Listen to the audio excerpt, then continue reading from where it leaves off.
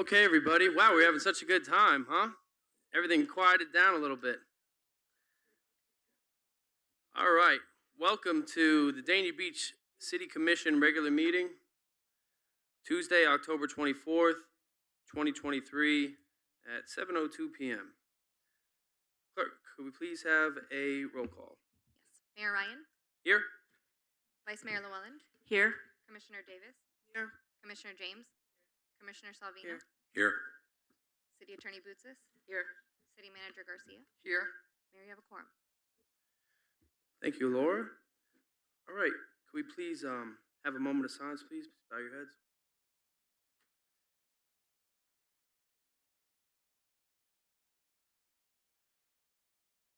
Thank you. Please stand for the Pledge of Allegiance. I pledge allegiance to the flag of the United States of America and to the republic for which it stands, one nation, under God, indivisible, with liberty and justice for all.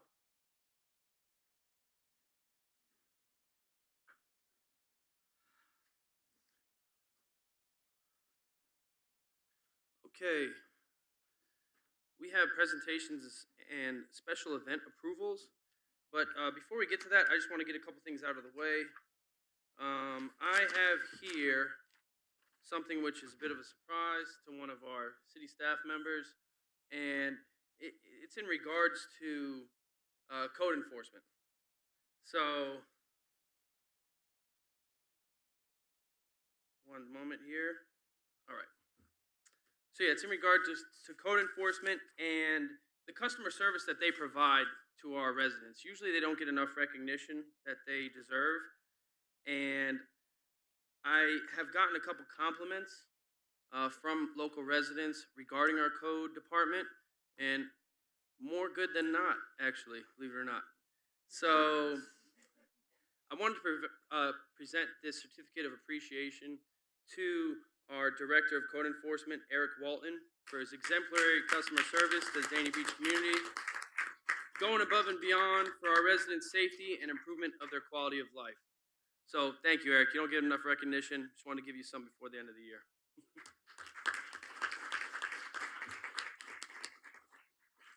And if any of the commission would like to add, please do. All right, yeah, we'll take a picture first. There you go. Yeah, please.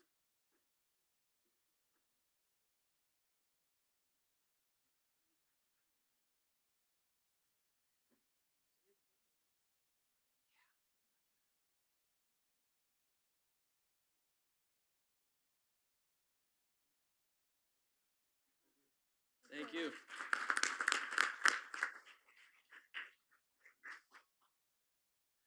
You know, people often mention thankless job. That is definitely a thankless job.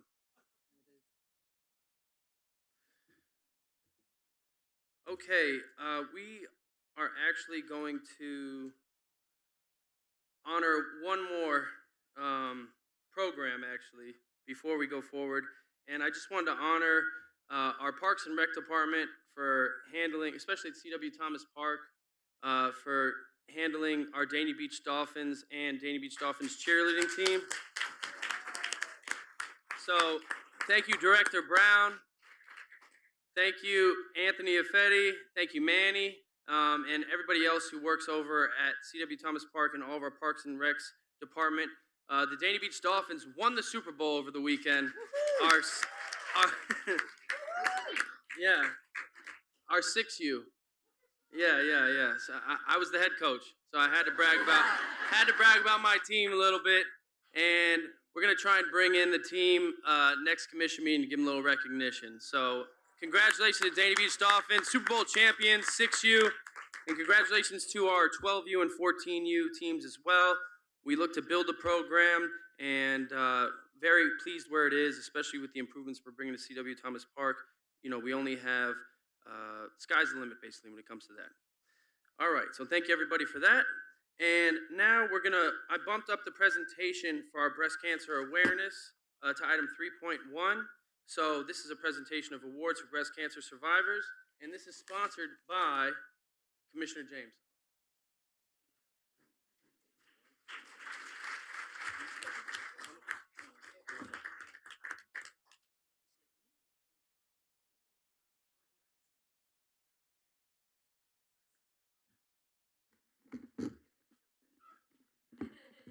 Good evening, everyone.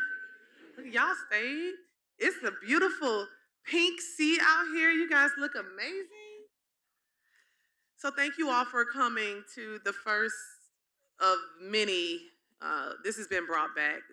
Former Mayor, Commissioner Bobby Grace used to have these events every year in the atrium, and it would be packed with over 100, maybe 200 individuals here. And we're hoping that we can bring some events like this back that celebrate the life of our survivors. And so thank you, Ms. Grace, for being a pioneer of this, and we hope to continue that legacy here in our city.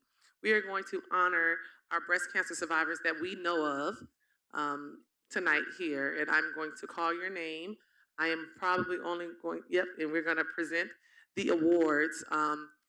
If you can't stand while we're calling everyone up, you could just come back up at the end so we can all have a photo with you all. So the first, Altonette McCray.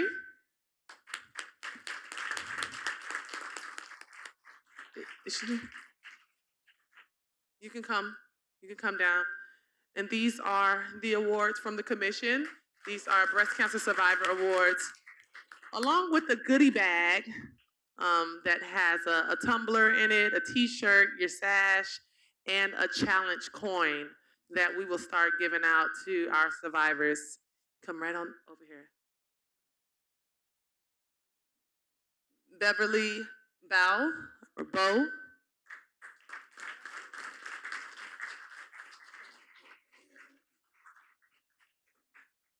The Honorable Bobby H. Grace.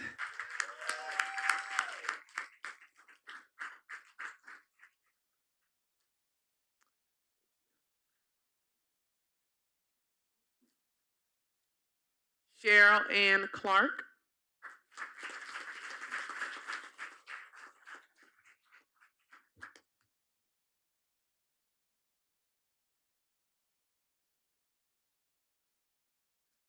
Deborah McDonald.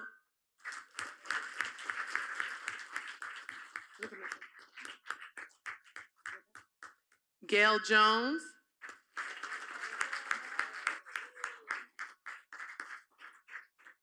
Geneva Murphy.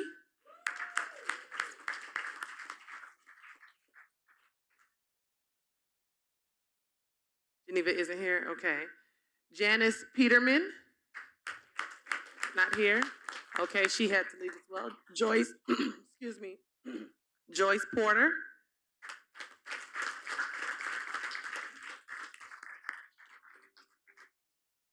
Lena McEnroe.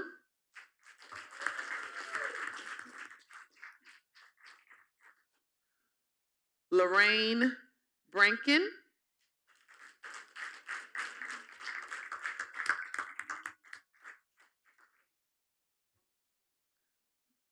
Yep, it's easier if you guys just come along the sides.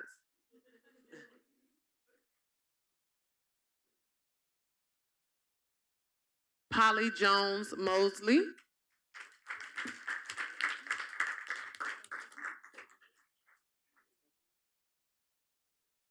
Geneva Murphy. You right on time, baby. Come on down.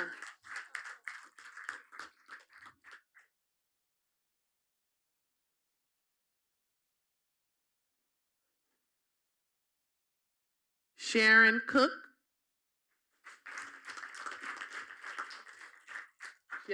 She had to leave? Okay. Sulie Spencer.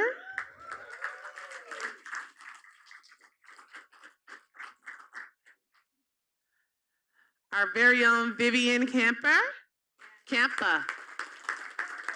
who also works at C.W. Thomas Parks and is working with Gracefully Aging.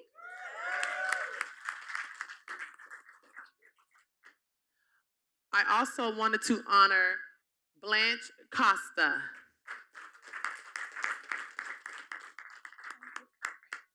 You guys want to come down? Or you want to stand up here? It's probably easier to stand up there. We're going to back up. You want us to back up a little bit? Okay, let's back up.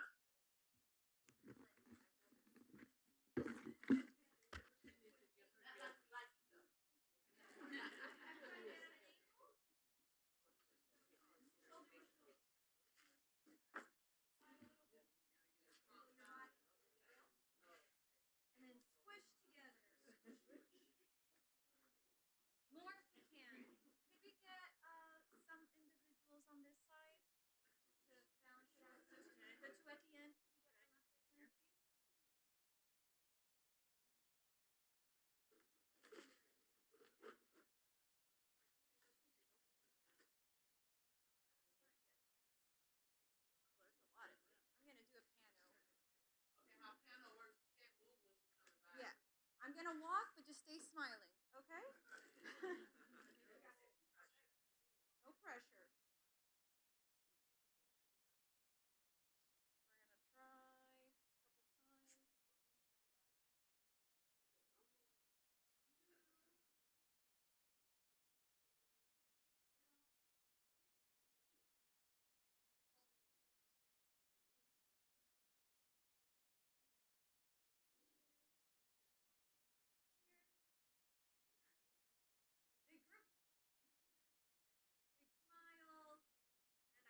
All right,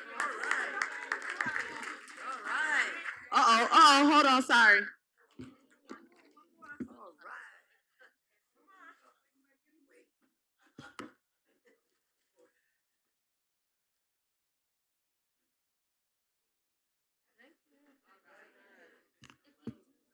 I would like to thank Cassie and Parks and Recreation. They did a phenomenal job Yes. with this event. You want to say something? Okay, and Miss Grace would like to say something. They gave you a 2-minute limit. Gracefully aging, will you please stand up? It's because of the goodness of this commission and this city that we're enjoying life the way we have been for the last 7 and 8 years. So let us take the opportunity at this point to give back a little bit. At this time, are you ready? Happy birthday to you. Happy birthday to you. Happy birthday, happy birthday to you. Happy birthday to you. Happy birthday. Take it to the hook. Happy birthday. Happy birthday. Happy birthday. Good job. Thank you. All right. They do have a choir. All right, Mayor, it's all yours. Beautiful. Thank you so much, guys. Wow. Yes, it is our city manager's birthday, Anna Garcia, one of the youngest city managers in the county. I think she's only a few years older than me. Loads of experience.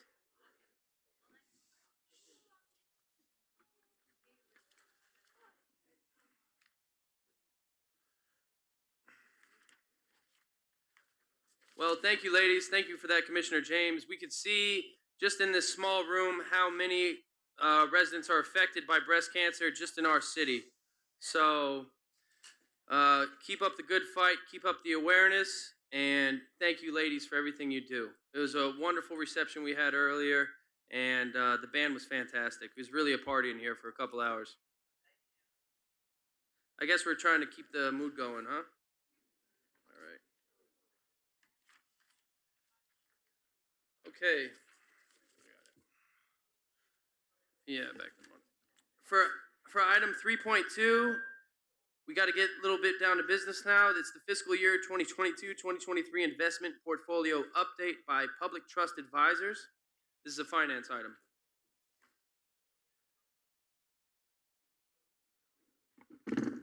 Good evening, everyone. Jamie Guzman, Deputy Finance Director. I'm happy to introduce you to John Grady, Managing Director, and Rod Bettini, Director of Public Trust Advisors. They're the city's investment portfolio manager, and they're here to give you an investment update, also an economic update. I'll leave you with John. Good evening, Mayor, Commissioners. John Grady with Public Trust Advisors. My colleague Rod, who, Mayor, we're going to have Rod do this presentation next time, so we'll split it up a little bit, give you a fresh face. But Rod and I work very closely together in supporting the city's investment program. It's okay. Pump up the volume a little bit. Pump up the volume. You got it? He's going to help me. Okay. And City Manager Garcia, it's my daughter's 13th birthday today as well, so happy birthday to you.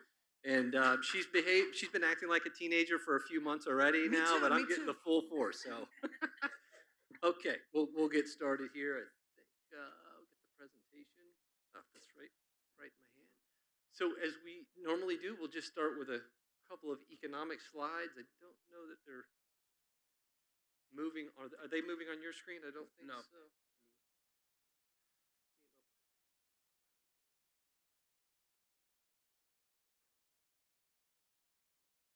Oh, I'm sorry. He's got it. He's controlling it from the back. Well, I'll get started while he's pulling that up. The first chart that we'll see is a Bloomberg forecast. So it's an economic forecast that really just gives us an idea of what the market is expecting from economic growth and what we've seen really over 2023 and what might be expected. So here we go. It's on the screen now. Thank you very much. And inside the yellow box, we can see currently GDP is expected at around 2.1% for 2023. The good news about that figure is if we look back to late last year of 22 and even early 23, many expected a recessionary period by the second half of 2023, and economic growth was expected to be flat, maybe slightly positive. And the consumer, we as consumers have been amazingly resilient. We continue to spend in spite of higher inflation, and that is actually highlighted in that green box. We can see inflation's expected around 4.2% for the year. That number's come down, but it still suggests that prices are still increasing at a higher rate than the Fed would like, and that's why we've seen so much activity from the Federal Reserve and the increasing of the overnight investment rate, the federal funds rate. We can see that on this chart. There's a lot of information here, but just a couple of highlights.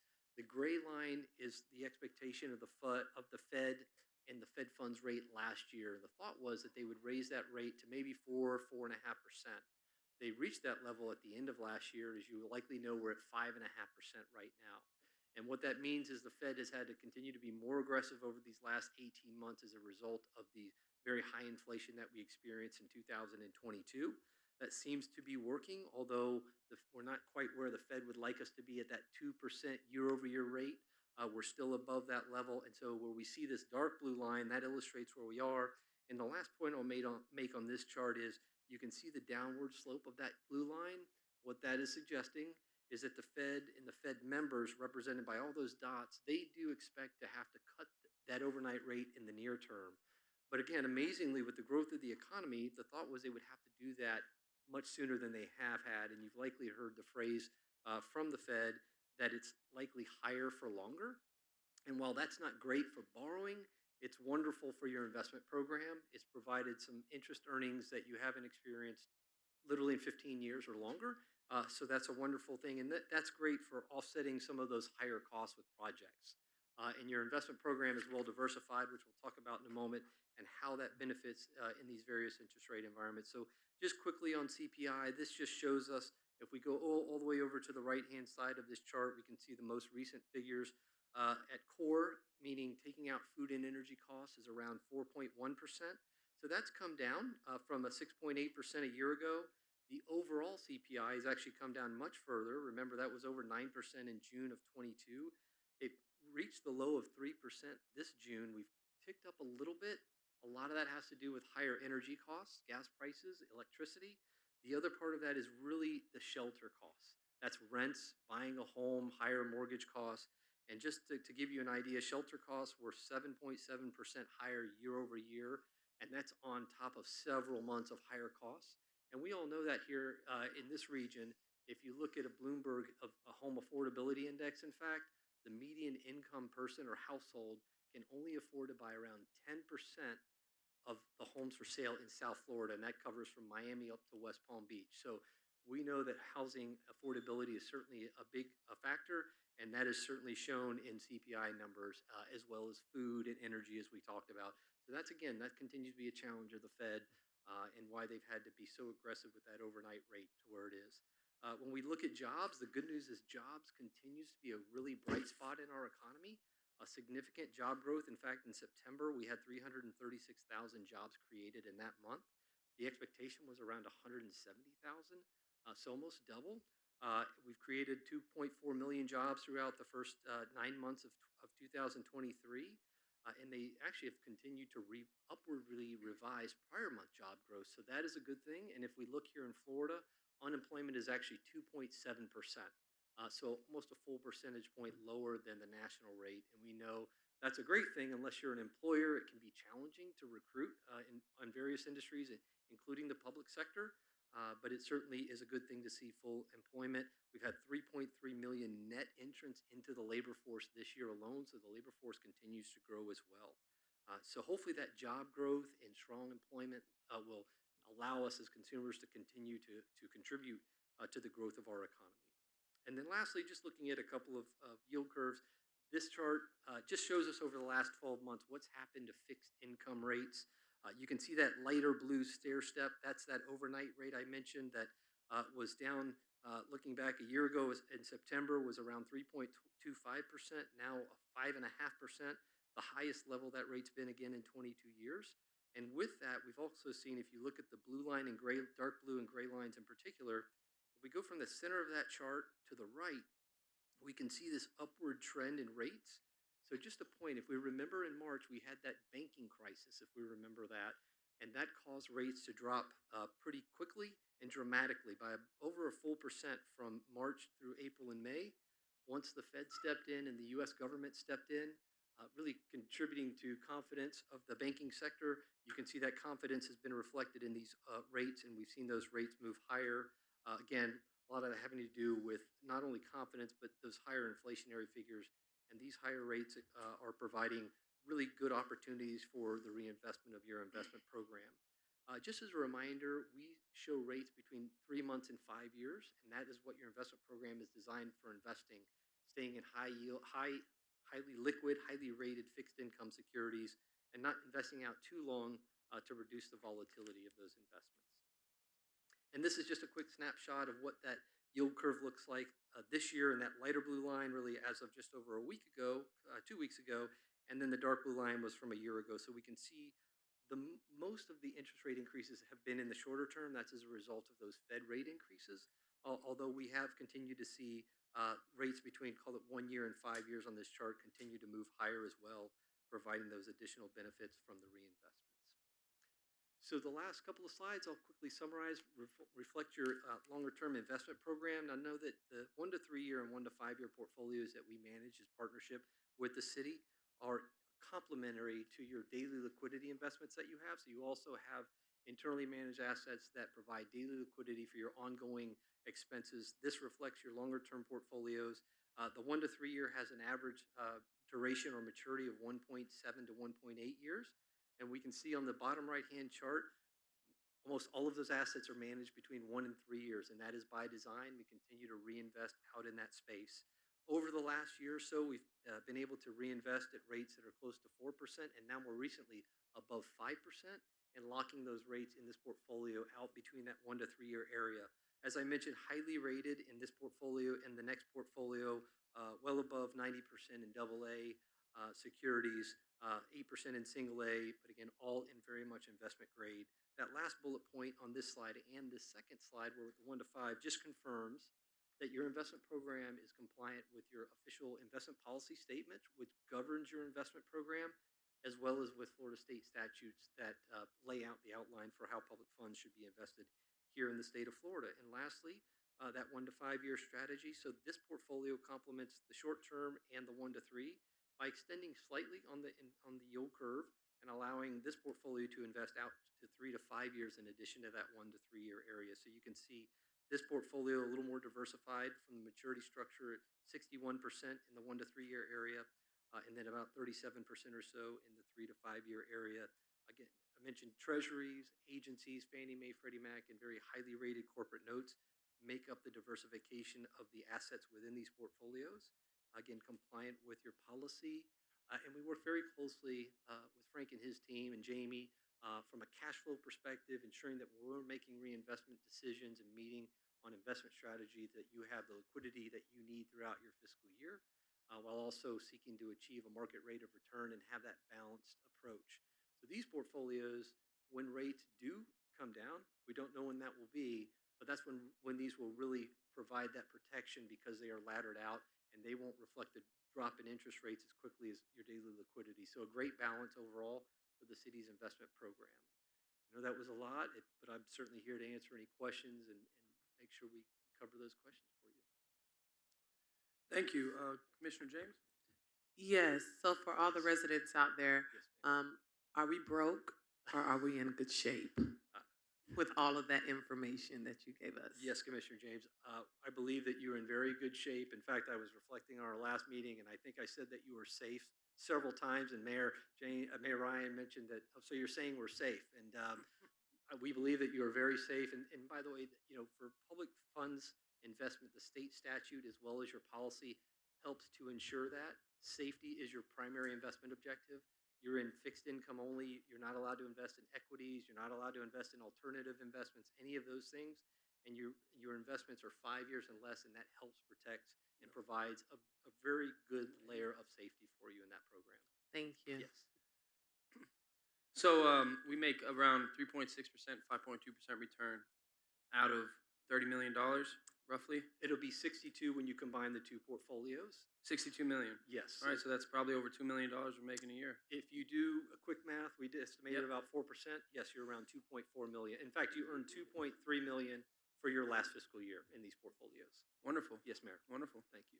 All right. Thank you, Ms. Garcia. Great presentation. Thank you. Very Thank you. thorough, but you kept it understandable. That's my goal. Thank you, Mayor, and thank you for the partnership with the city. Thank you. Thank you. All right, moving on to item 3.3, we have a special event request. This is for the Blue Ridge Tree Farm, Parks and Recreation.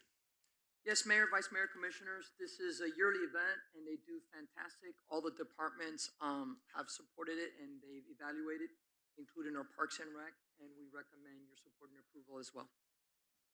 Make a motion to approve. Second. All in favor? Aye. Aye. All right, motion passes unanimously. Blue Ridge Tree Farm. So they're going to be providing Christmas trees for the city. It's over by Frost Park, just so everybody knows. All right, item 3.4.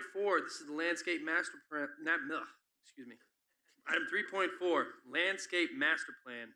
The Griffin Road design, east of I-95 by Public Services Director Fernando Rodriguez. Good evening, good evening. As the mayor said, my name is Fernando Rodriguez. I'm Director of Public Services. I think most of you know me.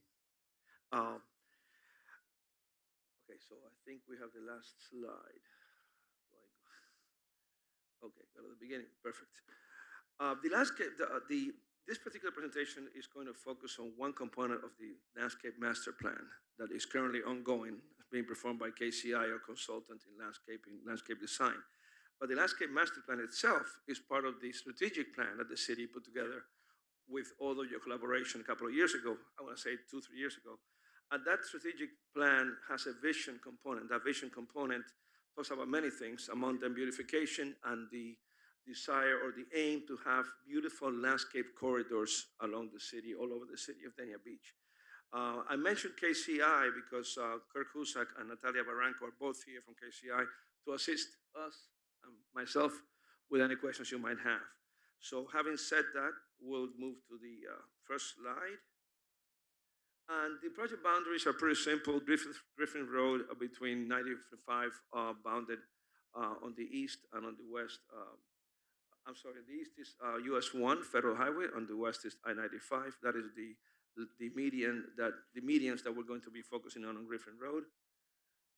And to look at the profile of the medians themselves, basically it's almost a mile-long stretch of road, of which 80% roughly have medians on that roadway on Griffin. So that 1 mile has 3 medians, and that gives us plenty of opportunity to make the corridor look beautiful with landscaping. However, the opportunities that present themselves, as you can see, are not equal. Basically, some of the medians are narrower, that present some challenges, and one median, but the east median is 10 feet wide. That's more opportunity there. As far as the project aim or scope, you can see there, one of them is to preserve existing canopy whenever possible. We also need to remove any unsafe or unhealthy plant material. Another aim or the scope is to use Florida-friendly and Florida native, as you'll see later. That's what we have, Florida-friendly and native ground cover and trees and palms. We also need to meet the safety criteria requirements. Those are required due to the speed, design speed of the roadway. This is a fast-speed roadway, 40 to 45 miles per hour. So some of the narrower medians present, again, a need to be careful with the trees that we plant. There are very specific criteria that FDOT has on Griffin Road and all of our roadways. We also want to have a cohesive design. As you know, the western section of Griffin was finished about a year ago, and we would like to not mirror exactly, but have a cohesive design with the west segment of Griffin Road. And finally, we're going to be establishing an irrigation system to be able to provide the establishment period proper irrigation to the plant material so they can establish. But when we look at those two 7 feet figures in red there to the right, that's what we're going to discuss a little bit next so we can understand what our limitations are in some of these areas. So this is a busy slide, but bear with me on it. Basically, the west and central medians are the narrower medians. There's a clear zone or a clear area that has to be met within which larger trees cannot be planted. So those 7-foot wide medians still allow for small trees and palms that are 4 inches in diameter at the maturity on the trunk of those trees and palms. So we can plant them, but they have to be limited in size along that west and central median. We also, and you see that the design speed of the roadway is 40 to 45 in the center section of the design criteria. Now, the east median doesn't have such a constraint. We have 10 feet.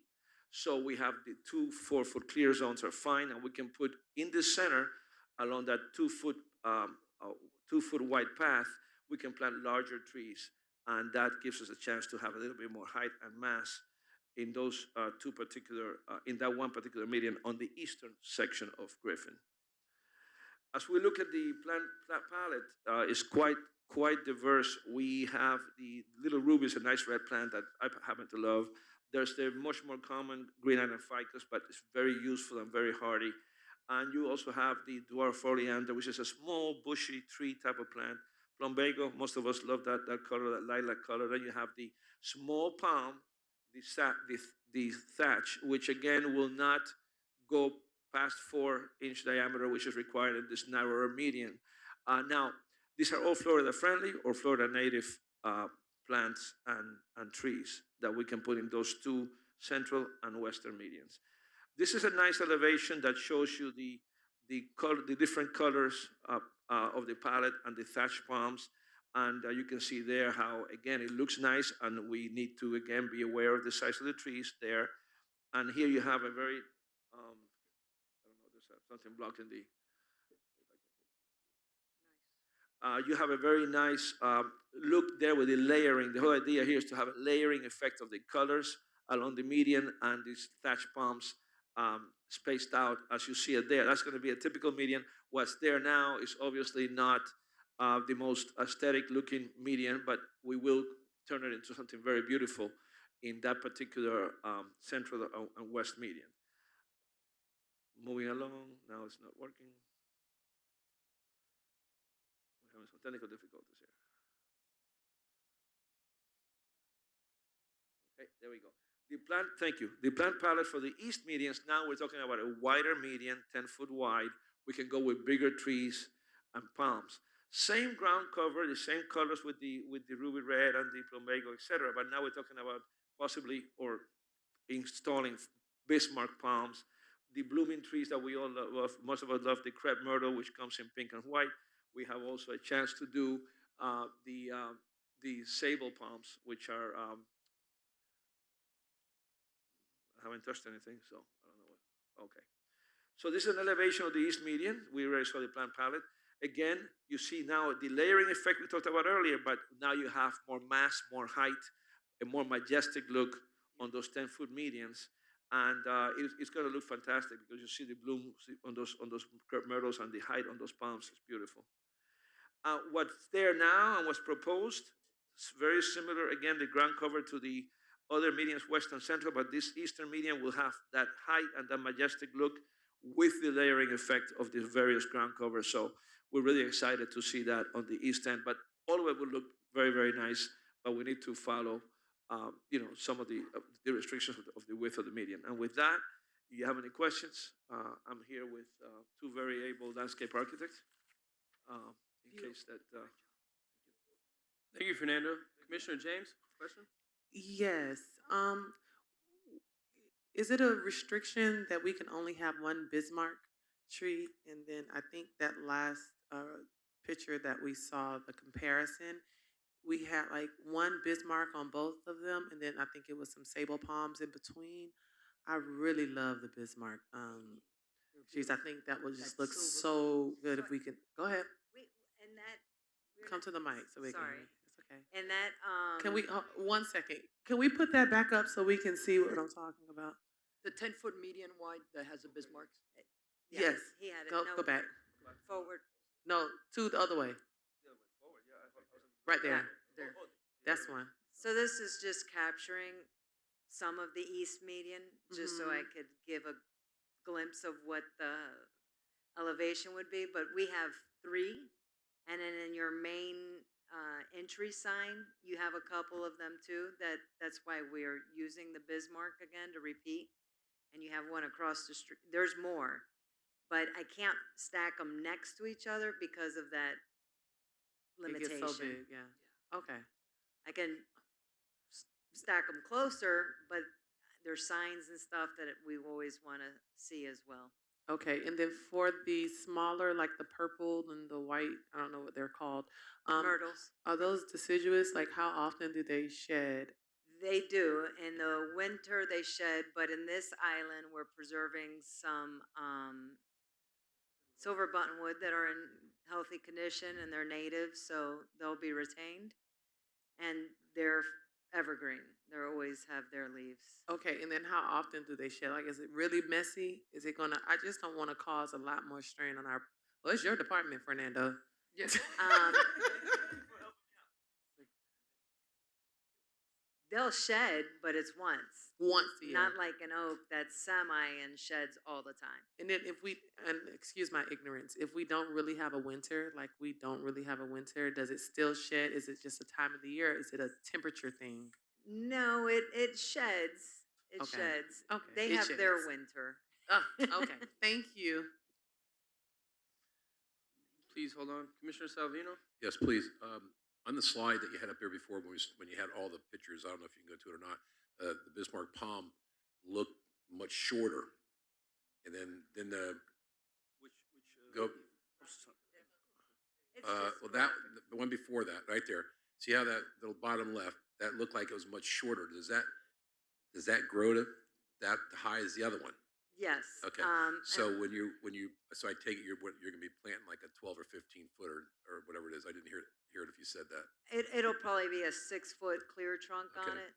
How if they were to be that short, how long does it take to grow up that tall? Because I kind of liked it in the shorter version of it because I knew it was kind of blocking the view, Right. of the traffic coming both ways. And then it gets tall, then it's now it's a tree. But either way, it looks nice. But I didn't know if they have anything that looks like that palm that stays lower. That's all. Not for, I mean, it's a slow grower, so we can put them in low, just so long as it Well, it's doesn't not block. up to me. signs. It's just a question. They get pretty wide. Yeah. And with a 10-foot median, the canopy on that's probably going to be 20 feet. So you don't want it so low. Sorry. You don't want it so low that it's sticking out into traffic. Okay. So generally, you want to try to get the canopy up about 14 feet over the road. Okay. If, at that low end, though, how long does it take to grow up to that high? 5, 10 years? They grow about a foot a year. Okay, that's all. Thank you.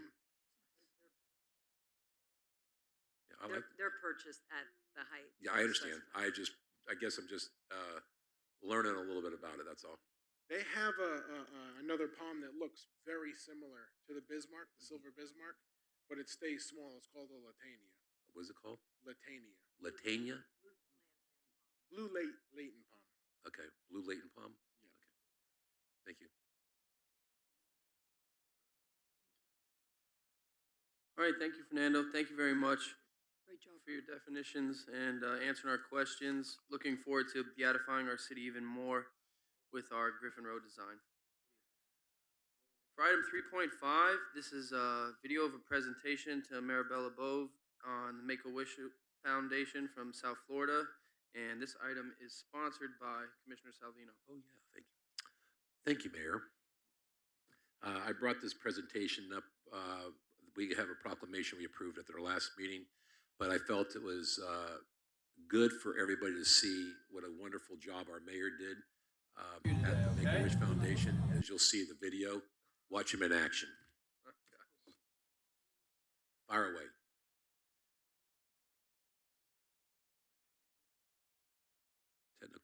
difficulties. So, hear ye, hear ye. This is a proclamation from the office of the mayor of the city of Dania Beach, Florida. Whereas Maribella Bove was born on January 15, 2019. And whereas Maribella is a daughter of Eric and Olga Bove. And whereas Maribella's favorite color is purple, right? Favorite color is purple. Her favorite foods are blueberries, pizza, Cheetos, and spaghetti. Oh, boy. And whereas Maribella loves to watch Moana. I am Moana! Frozen, Peppa Pig, and she likes to color, swim, play video games, and play with her Barbies. And whereas on October 3rd, today, 2023, Maribella and her family will be going to Dave & Buster's to have fun and play lots of games. And whereas at Dave & Buster's, Maribella will have her wish granted by the Make-A-Wish Foundation of America and will be going, where are you going? To Disney World, right? Going to Disney World. And now, therefore, on behalf of the City of Dania Beach and the City Commission, I, Archibald John Ryan IV, Mayor of the City of Dania Beach, Florida, do hereby proclaim October 3rd, 2023 as Maribella Bove Day in the City of Dania Beach and encourage all citizens of Dania Beach to join us in wishing Maribella a wonderful time at Disney World, the most magical place on earth.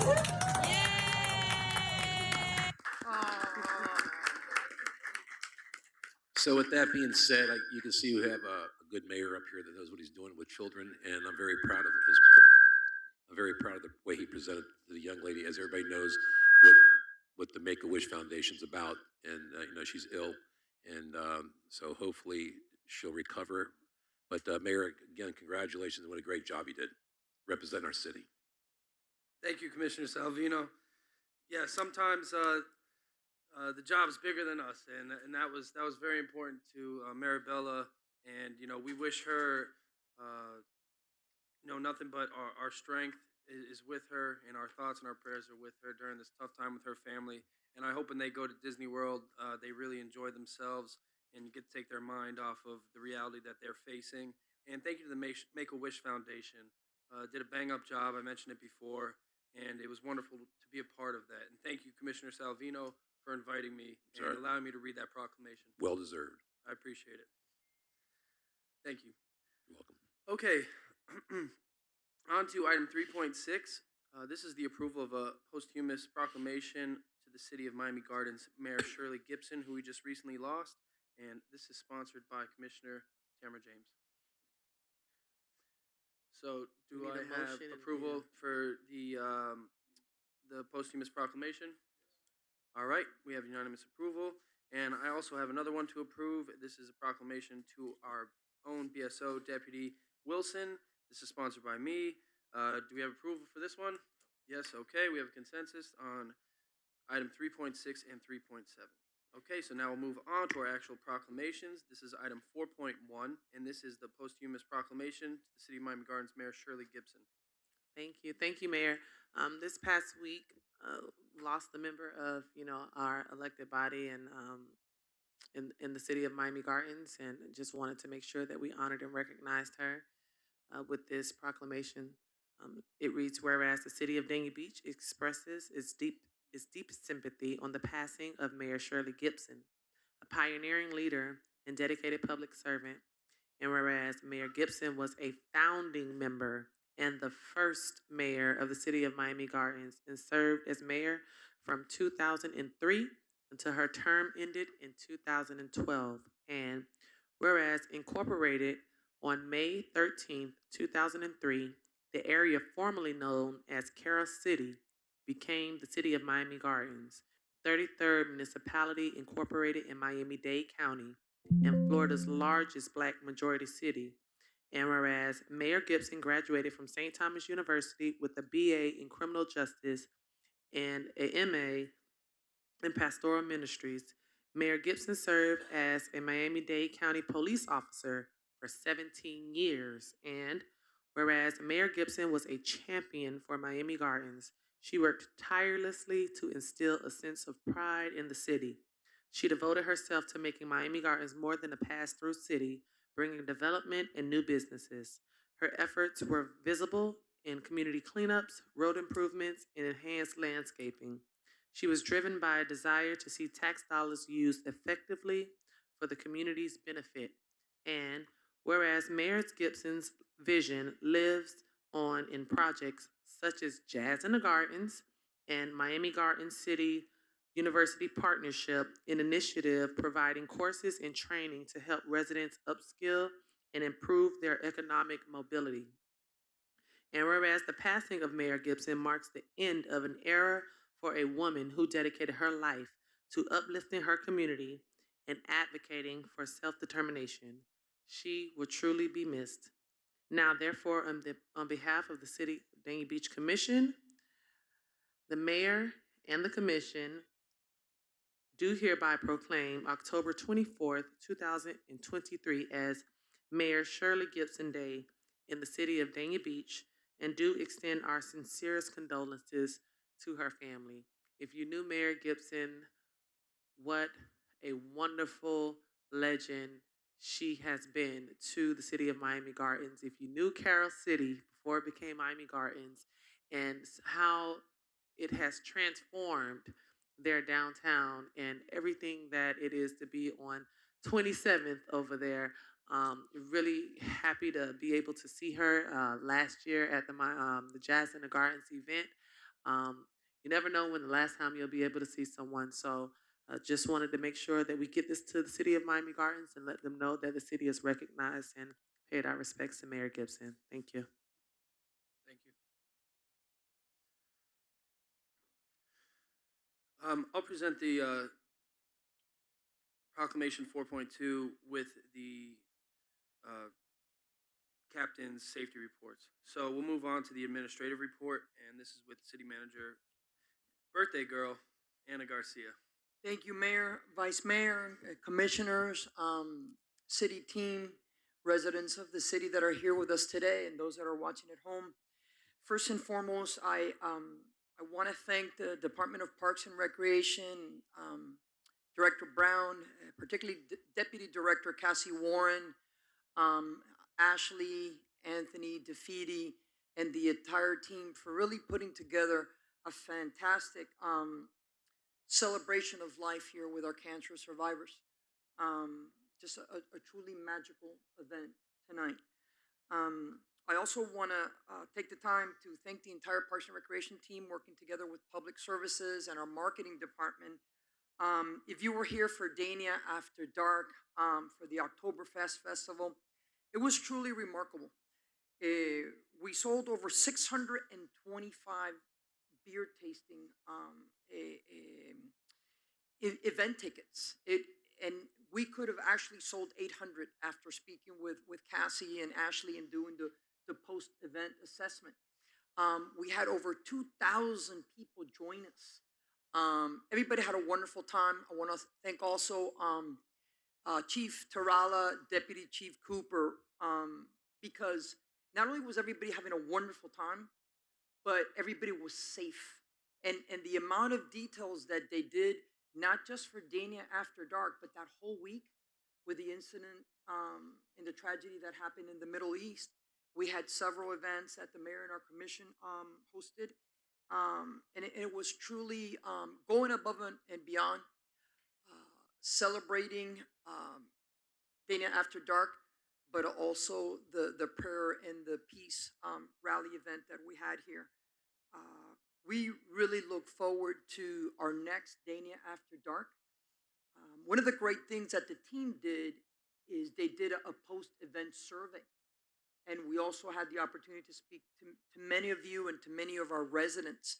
And they had a wonderful time. They want us to spread out more, have more food trucks, have more opportunities for drinks and special events. But all in all, it's a wonderful event. And we look forward to gathering again here in our city with our community on November the 11th for a Dania After Dark The November edition is always going to be the birthday edition because our city was incorporated in November. So please join us for November 11th, Day After Dark. Our second annual leadership summit was truly remarkable. We had 18 participants, department directors, deputy directors, hosted by Brian Rosenberg and our HR department. It really gives a team an opportunity to come together and committed to growth. You know, Eve participated, Director Chen participated, and all our senior leaders. We finished reading 2 books, Critical Conversations, and the 4 Agreements, which I will share with you all as well. Just want you guys to know, and our residents, that we are really, really committed to outstanding customer services and being better leaders and better service providers each and every day. We are set and ready to go with a truly amazing fall festival event at CW Thomas Park. And if you were there last year and the year before, every year we're augmenting and enhancing this event. And on October 27th from 5 to 8 at CW Thomas Park, it's really going to be a magical night. And we know that you all participate, and we want to invite our entire community to please come out and enjoy yourselves. It's an entire family event. We're very excited to commence the second phase of our beautification and landscaping for our city. It's going to cover the east side of Griffin Road, and then the next step will be coming down Federal and hitting our major corridors, which is aligned with the beautification of our entire city. On October the 12th, we met with the Vice President of Nova Southeastern University. Our Parks and Recreation team is working directly with their senior team of athletics, particularly women athletics, and we're finalizing some last minute details to be able to present a partnership that will bring women's crew and rowing here to Dana Beach.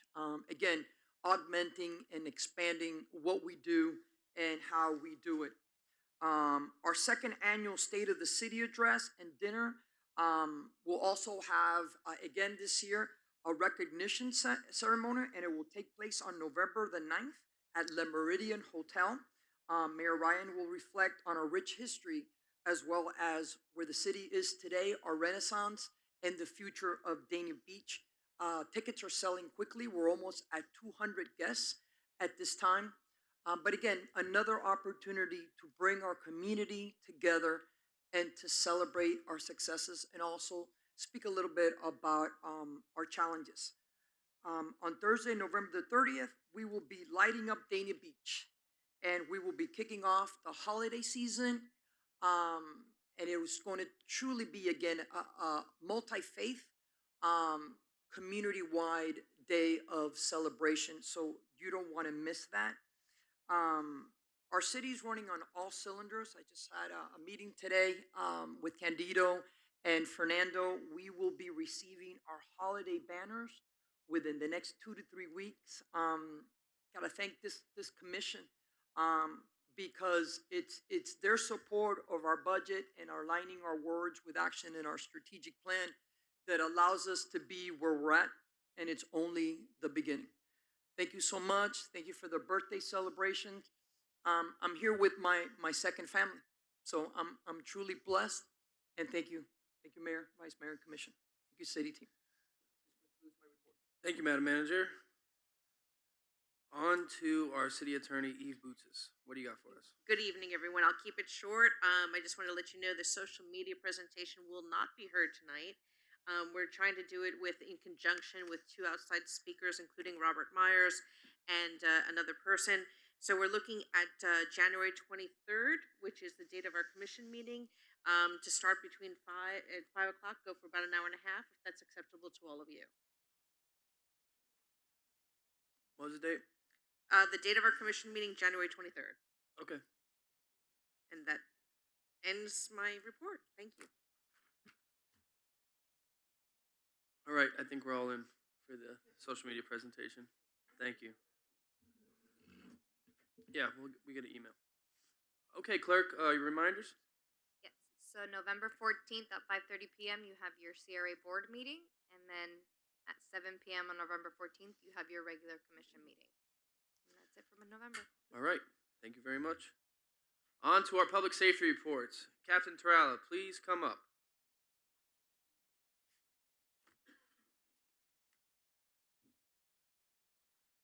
Good evening, Mayor, Vice Mayor, Commissioners, City Manager. So we had a very busy couple weeks. So this again will be just a little snippet of everything we have going on. So we'll start that we had a really good arrest yesterday, actually. Our deputies responded the day before to 101 Southeast 3rd Avenue, apartment 406, in reference to an occupied burglary residence that occurred. While this victim was inside the apartment sleeping, someone broke into her apartment, stole electronics, and also stole the keys to her vehicle. That same suspect then went downstairs and stole her Mercedes that was in the parking lot while she was sleeping. When the victim awoken, she realized her house was burglarized, went downstairs, and realized the vehicle was stolen. Mercedes was able to track the vehicle. The following day, we were able to locate that vehicle outside Lauderdale Lakes, and our District 54 deputies, along with our Viper unit, engaged in a vehicle pursuit, and they were able to safely stop the vehicle using a pit maneuver, and they were able to get 4 occupants into custody. The driver of the vehicle was interviewed by our detective, Pack, from Dania Beach, and he gave a full confession that he was the one that broke into the residence, and he stole the items in the vehicle because he needed it for drugs. He was also on probation for burglary as well as auto theft. So obviously he was charged accordingly with multiple felonies and as well as the violation of probation. So, and we got the vehicle back and most of the property back. It was a very good arrest. We also had another really good arrest this month. Unfortunately, a husband and wife were victims of a felony battery that occurred by the 7-Eleven. They parked their vehicle at 7-Eleven and they were approached by a gentleman in a BMW. The gentleman in the BMW asked them if they wanted to buy narcotics. They stated no. At that time, the gentleman in the BMW punched and kicked the husband and wife, ended up kicking the female in the face, causing permanent disfigurement. Our detectives immediately began investigating, and through their investigative means, they were able to identify the suspect, who was positively identified by the victim, and our crime suppression team was able to locate the victim this week. Locate the suspect this week, and they were able to place him into custody without incident. He was charged with aggravated battery. He was also on probation for possession of cocaine, so his probation was violated, and he's currently in jail pending numerous violent felonies.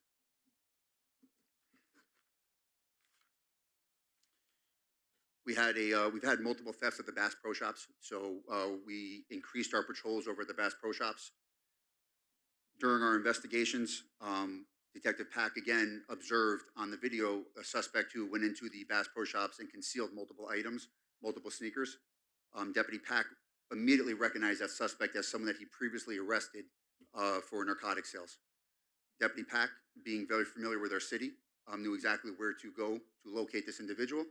And later on that day, he observed the suspect at the location where he knows him to be and was able to place him into custody, get the merchandise back. This suspect that we placed in custody is a career criminal, and he has multiple prior convictions for theft, making every charge that we have a separate felony theft. So he is in custody right now, currently at the Broward County Jail. Myself, the city manager, and Commissioner Joyce, we had a discussion reference the traffic on Southeast 2nd Avenue. So we immediately placed our speed measurement system. So I had the results from that. I know that you asked for that. So we did the speed measurement on Southeast 2nd Avenue, which is in front of Dania Beach Elementary, because that was where the complaints we had for the speeding. So we captured all the vehicles that traveled during the school zone, because that was where the complaints were coming in. 1,196 vehicles traveled during the week during the school zones. 1,177 vehicles were all captured within 5 miles an hour of the speed limit. A total of only 19 vehicles out of the almost 1,200 vehicles went 6 miles an hour over. 0 vehicles were captured going over 6 miles an hour. That means statistically, the 0.0006 vehicles would be even captured 6 miles an hour over. The data shows that there's not a speeding issue on Southeast 2nd Avenue in front of Dania Beach Elementary. It's just not there. So you have that data, which we also had on the Southeast 5th Avenue. It shows that a lot of the complaints that we're receiving, the data doesn't meet the complaints that we're receiving. So I know the Vice Mayor Llewellyn asked if we could put the speed measurements on Griffin. So that'll be our next area. We only have one system. So if there's areas that you want to place it, we just have to do it week by week because we do a week of data. So if there's other areas of concern, let me know. We can put them out, but there's no arguing of that data.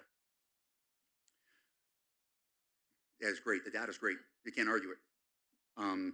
We had a very good, positive outcome for, let's say, Clientele C, which everyone knows about. He's currently in a 90-day facility. So what ended up happening was that Deputies Reyes and Spicer would not stop after, I would hate to say the defeat last time, but what they felt was a defeat. So they continued on with their persistence, and they did such an amazing job. And they this time went into petition in front of a judge instead of a magistrate like last time. They were fortunate to have our Vice Mayor, who also was able to be on the phone call to help advocate for this gentleman's safety. And the judge in this case, Mr. Judge LePayne, was able to place him into a 90-day lockdown facility to get him the help for his mental health as well as his drug addiction. So he is currently there, and it was also, he's at the Fort Lauderdale Behavioral Health Center, which was willing to take him in to get him the necessary treatment that he needs. So he'll be there for 90 days. We can pray when he gets out in 90 days, he can clean himself up and hopefully come out in much better shape than he was when he went in.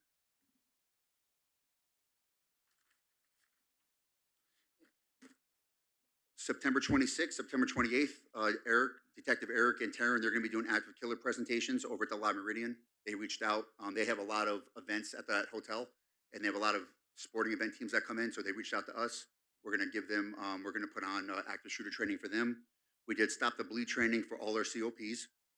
And additionally, tonight we were at the Halloween for the dogs at PJ Melly Park. They're actually out there now. That's still going on. Last, what I wanted to finish with is that myself and the city manager, we're in constant contact every day, reference the security issues going on still. So I can't speak about everything because a lot of it is sensitive security information, but we have a very detailed incident action plan that we have in place for our city. Out of any BSO jurisdiction, we have the most religious institutions out of any BSO jurisdiction. So we're tasked with a lot here to protect everybody. We have a extremely well-detailed plan in place that we've been in running since it all happened. It will be continuing. Myself and the city manager talk daily over any security issues that come up. As of right now, I can happily say we have no issues in Dania Beach. We've had no issues since it's occurred. We have increased patrols at all of our institutions throughout the whole city. I'm in constant contact with our Department of Homeland Security. They call me daily and give me updates, and as of now, we've had no updates that are directly tied to Dania Beach. We were fortunate enough that myself and the mayor were able to go to a couple of the institutions out west at the Israeli institutions, and myself and the mayor actually went to the mosque on the west side too. We met with the sheikh, who was extremely happy we were there, and we got to meet that congregation as well. So we've been going out, meeting everybody, and giving our support for everyone in a position of peace. So that's all I got. Thank you, Captain. Commissioner Davis, you have a question for the Captain? Yes, Captain Chief. I want to thank you for all the work that you're doing, and especially with the speeding with the school zones. That's absolutely a paramount priority and importance to me, to our city, and to all of us. But I had a question specifically about the 7-Eleven. Is that the 7-Eleven on Sheridan Street? 1554 Federal. So it's right before on Shed and Federal. Okay. All right. Because I did receive some complaints about the one that is by the bus stop on Sheridan Street. Okay. By the Joe's Grill. I don't know if you know where I'm talking about. Yes. That there's a lot of activity over there. So there's a lot. I've seen it with my own eyes a little bit, and then I've gotten some complaints from the business owners as well. CST back over there. I just want to make sure that we have some eyes on that area. Thank we you have, very much. our CST, they're still been focusing on the northwest section because since we've had the shootings, they've been tasked with that. And since we've had them on the increased operation, we haven't had any shootings. Okay. So we can reposition them over, but that's what they've been doing for the last 4 weeks. They've been repositioned since all that until we've gotten, and we've been able to shut that down as well. But yeah, I can reposition them over there. And you guys have been shutting a lot of things Yes. down, so we Yes. appreciate it, and it does not go unnoticed or Absolutely. unappreciated. Thank Absolutely. you. Yes. Vice Mayor Llewellyn? Yes. You know what I'm going to talk to you about. Thank you, Chief. I just wanted to say one thing. The hearing that Spicer and Reyes attended, I didn't say a word. It was a Zoom call, and I just sat back and listened and was there to support. They did a fantastic job. Reyes, you could see the frustration and the passion with what he's doing, and you could really. I think that made a big impression on the judge, that he could see how much work has gone into this and trying to help this gentleman and trying to make things better. And they really did a great job. So They really appreciate you personally taking their help on this, helping them with your background too, and your legal help, and being able to help. It's a lot. This is a big process, and it is. We all know mental health is, unfortunately, there is no solution right now. We don't have it, especially for homeless mental health. The solutions that we have are so hard. They're just not there. So we were lucky that the judge was able to assist us with him and hopefully save his life. Yes, and but just talking about people going above and beyond in their duties, absolutely, both of them have gone above and beyond, and they should be very proud of what they're They are. accomplishing. So They take such passion in what they we do. are. So We all are. Thank you. Thank you. Thank you, Vice Mayor. Okay, this is on to my proclamation. Before I present the proclamation, I'll give a little prelude to... Can I bring him up, sir? Or Yeah, please. So, although I'm a lifelong Dania resident, I haven't really interacted with BSO much until I was an elected official, fortunately. So, as an elected official, I've been able to forge a relationship with our BSO and our first responders. And I asked the captain, I said, who's that motorcycle cop that's always at the school zones, always monitoring and protecting the children? And I also see him active pulling over vehicles, out of school hours. And he said, oh, that's Deputy David Wilson. He said he's been with BSO for 31 years.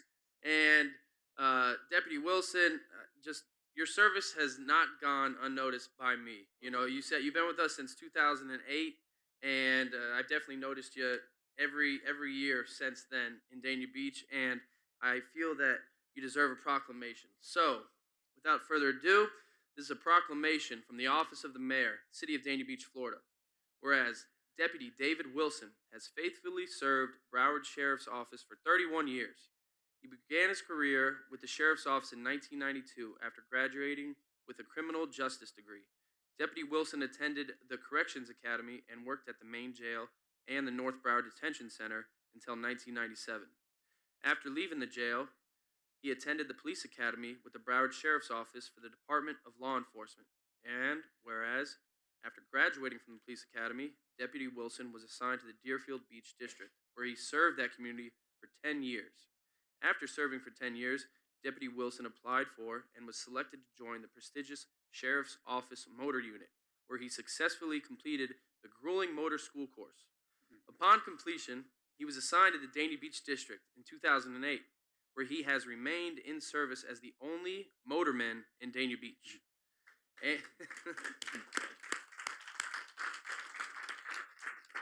Whereas Deputy Wilson's assignments in Dania Beach include covering all school zones within our city, assisting our pedestrian children going to and from school, speeding enforcement throughout the city, and issuing citations and warnings to educate the motoring public to make Dania Beach's roadways safer. Deputy Wilson also handles traffic crashes throughout the city and investigates all hit-and-run investigations in Dania Beach. And whereas Deputy Wilson also takes part in planning all special events relating to traffic to give his professional opinion of traffic-related issues. In addition, he attends all special events throughout the city to ensure all traffic-related problems are safely handled. And whereas the City of Dania Beach is proud to recognize the service of Deputy Wilson and thank him for serving our city with dedication and distinction. Now, therefore, on behalf of the City of Dania Beach Commission, I, Archibald John Ryan IV, Mayor of the City of Dania Beach, Florida, do hereby proclaim October 24th, 2023 as Deputy David Wilson Day in the City of Dania Beach. I encourage all citizens in Dania Beach to join us in recognizing Deputy Wilson for his service to Dania Beach.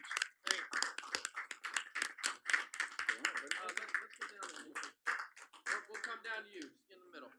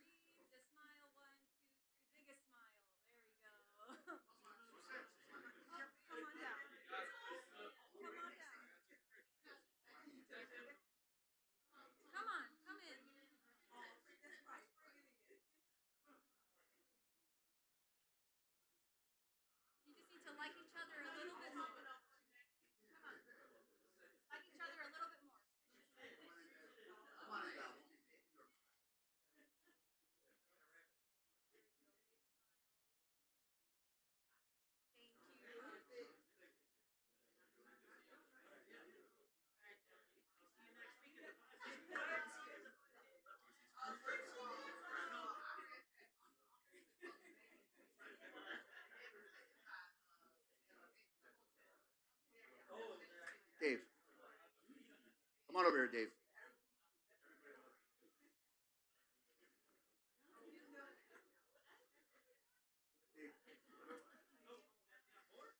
I just like to say something.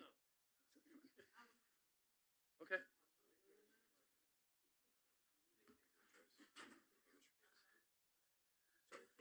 I would just like to add on real quick from what the mayor said. There is nobody in this city more deserving of that than Deputy Wilson. He's gonna stop. I've had the privilege of knowing Deputy Wilson for a long time. He worked for me when I used to run cruise operations at Port Everglades doing traffic. And when I was fortunate enough to come to the city of Dania Beach, Dave Wilson's worked directly for me since I've been here since 2017. There's no one that works harder, and obviously you know that. There is no one. Because he done pulled me over a few times. That's why I'm the one that he knows the best. Because you ask me all the time, you go, who's that motorman zooming all around all the Yes, time? I call him my son. Yeah. There is nobody in this city that works harder day in, day out than Deputy Wilson. And besides what he does at all of our school zones, all of our traffic crashes, all of our hit and runs, on the other side of it, which is so key to me, is that when we have all of our special events, especially now at Dania Point, like the 5K run we just had, we bring Dave in and we ask Dave to scope it out. He rides his motorcycle. He goes to all the locations that could be a traffic issue, also a security issue. Dave scopes all that out. He gives us his expertise, opinion, and we listen to him. Without him, I don't know what I would do on this planning. So he can't retire yet. He was getting close. We can't let him go yet. So we're truly blessed to have him here. So thank you for recognizing him. Thank you. Thank you. Deputy Wilson. Hold on now. I wish my son was here. He always says, "Oh my, you better slow down. There go the motorcycle cop." I know. I've been rushing a few times to take him to the bus stop, and I'm like, I've already committed to this turn. He's going to pull me over. But thank you. You definitely. They said it goes far and above and beyond. I swear he's like hopping out of bushes. Like you don't see him, and then all of a sudden he's like, come on over. So what you do is a thankless job, but you're keeping our children and our community safe. And I just wanted to say thank you. Wait. Commissioner Davis? Well, Commissioner James just said it really good. I'm gonna leave it a little bit, but when I know that when I see you at our special events, and you were the first person I saw at the Dania Point 5K, and the first thing I asked you was like, "Did you bring your motorcycle?" And I was like, "Of course I did," and I knew that the event was gonna be a-okay because whenever I see you, I know our children are gonna be safe. I know our community is gonna be safe. So I want you to know, and I want to thank the mayor for having the foresight to bring this as a proclamation. That was brilliant. You deserve it, and thank you so much for all you do. Appreciate it. Thank you. Deputy Dave knows Dania. All right.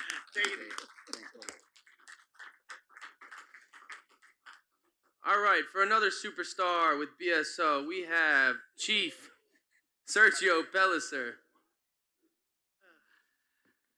Good evening, Mayor, Vice Mayor, Commissioners, City Manager, City staff, and the great citizens of Dania Beach. So when I see him, the motorcycle, I slow down too, trust me.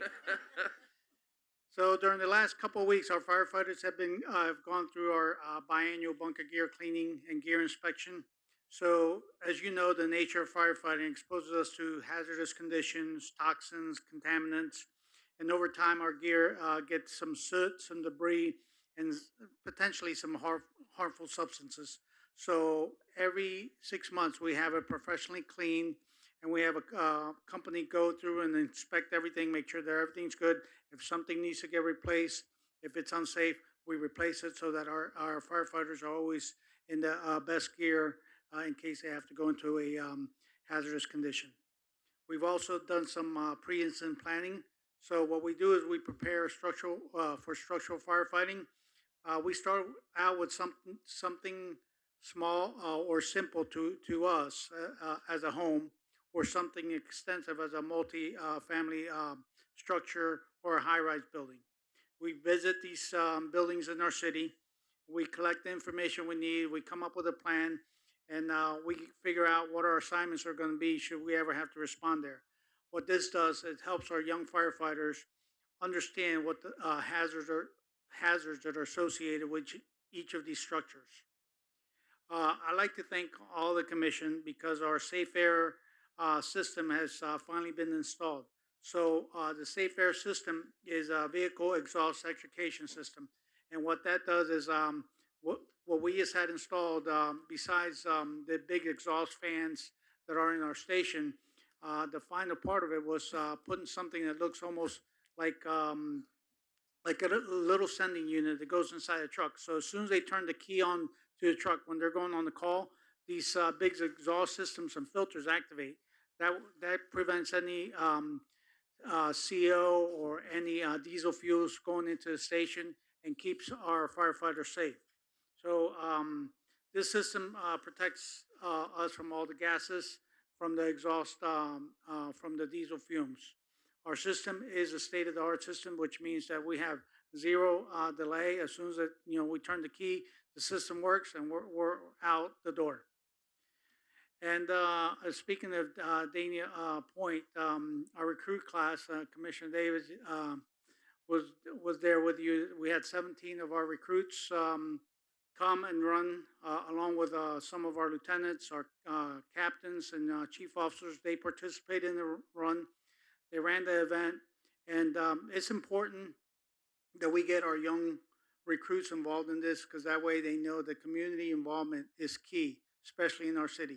And that's something that we try to push on them from day one. So they've been in the our fire academy, our version of the fire academy now for a few weeks. So this was something that started last year, and now this is our second time doing it, the second annual. Our firefighters also continue to do all their going around the schools. We recently did Dania Beach Elementary. We did the Fire Prevention Month, and we brought the truck out there, and every single class got to go through the truck, talk about fire safety, and the kids really enjoyed that. And it's something that we keep on top of, every month and as often as possible, because I think teaching kids about fire safety is key. So, any questions? Yes, Commissioner Davis? Yes, thank you, Chief. It really makes a huge presence at the Dania Point 5K when all the cadets are out there in uniform, carrying the flag. It just really, I want to thank you for your participation, for the cadets' participation. But one of them told me that they're going to be starting from the beach and doing that run again. Do you happen to have the date for that? Yeah, that'll be November 10th. November 10th. Yep, the it's a time? Friday. It'll be first thing in the morning. I'll make sure I email it and put it on your do a calendar invite so if you can come and talk to them when they're finished their run. I usually give them a little speech right after that run, get them motivated, get them going for the rest of their day because that day is usually a tough day for them. Thank you so much. I really would love to be able to participate with that. Thank you. Thank you. Hold on, Chief.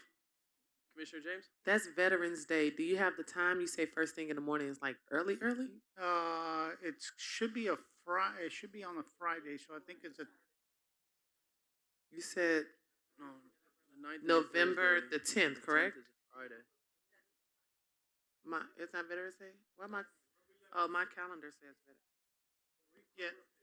Yeah, November 10th it's a Friday. is when And we're you doing said it's Veterans Day, Yeah. correct? Okay, so 11/11 I want to is get the Armistice timing Day. correct because I know that we have events to go to. Yes. What time is this run? It'll be first thing in the morning, so they usually get here around 7:38, and they run. They'll be done by 9, before 9. It's early. It's basically like a 5K, but This is they for start them at the though. This beach, isn't for yeah. us. No, this is not for you. This is for them to run, and then when they run from the beach, the Pride Run is what we call it. Okay. They run from it. It's a little bit over 4 miles. They run from the pier to the station, and then when they get there, we do a little talk. And but you're welcome to come talk to them if you want. Okay, I'll, so I'll say give you the 9:30. exact time when they'll be there. Okay, thank All right, you. I'll coordinate that and make sure I email you the exact time they're going to be there. Thank you. We'll time it. Just give it to Maxine. She'll make sure we Yes, all I have will. it. Thank you. Thank you. So November 10th, yeah. And then Yes. Veterans Day is Yeah. November 11th. Perfect. Oh, Yeah, Veterans Day Yeah? is November 11th. Yeah. The 11th, yeah. why does it say 10 on our Well, calendars? 10 is when like kids don't have school, I think. But the 11th. But the 11th is actual Veterans Day. 11th day, the 11th hour, 11th month. I know, but I'm looking at my phone and it says the Apple. Yeah, says well, Apple's 11th wrong. day. All right. So we'll move on to citizen comments. We'll start with Hunter Adak. Hunter, please state your name and address. My address, Well, the Masonic Lounge, 101, right? 101 Southeast First Avenue, Dania Beach. Hunter. Hunter Adak. Okay, perfect. Honorable City Commission of beautiful Dania Beach. Good evening, everybody. Thank you very much. My name is Hunter Adak. What is that? You're okay. Don't worry. Oh, okay. Got that little heart attack out of the way. My name is Hunter Adak, and I proudly represent the history and solemn history of and legacy of Eureka North Shore Lodge of Free and Accepted Masons. And I bring before you guys glad tidings of a bright future that we're hoping to build with all of you. Eureka North Shore Lodge has been in our Dania Beach building, our Dania Beach area, since 1952. But realistically, Freemasons have actually been in this area since the late 19th century. But a Masonic Lodge is more than just a nice old building. It's actually the spirit of the people, the community within it. Our members literally come from all corners of the world, of every race, color, and creed, and we gather together under the universal principles of peace, friendship, and brotherly love.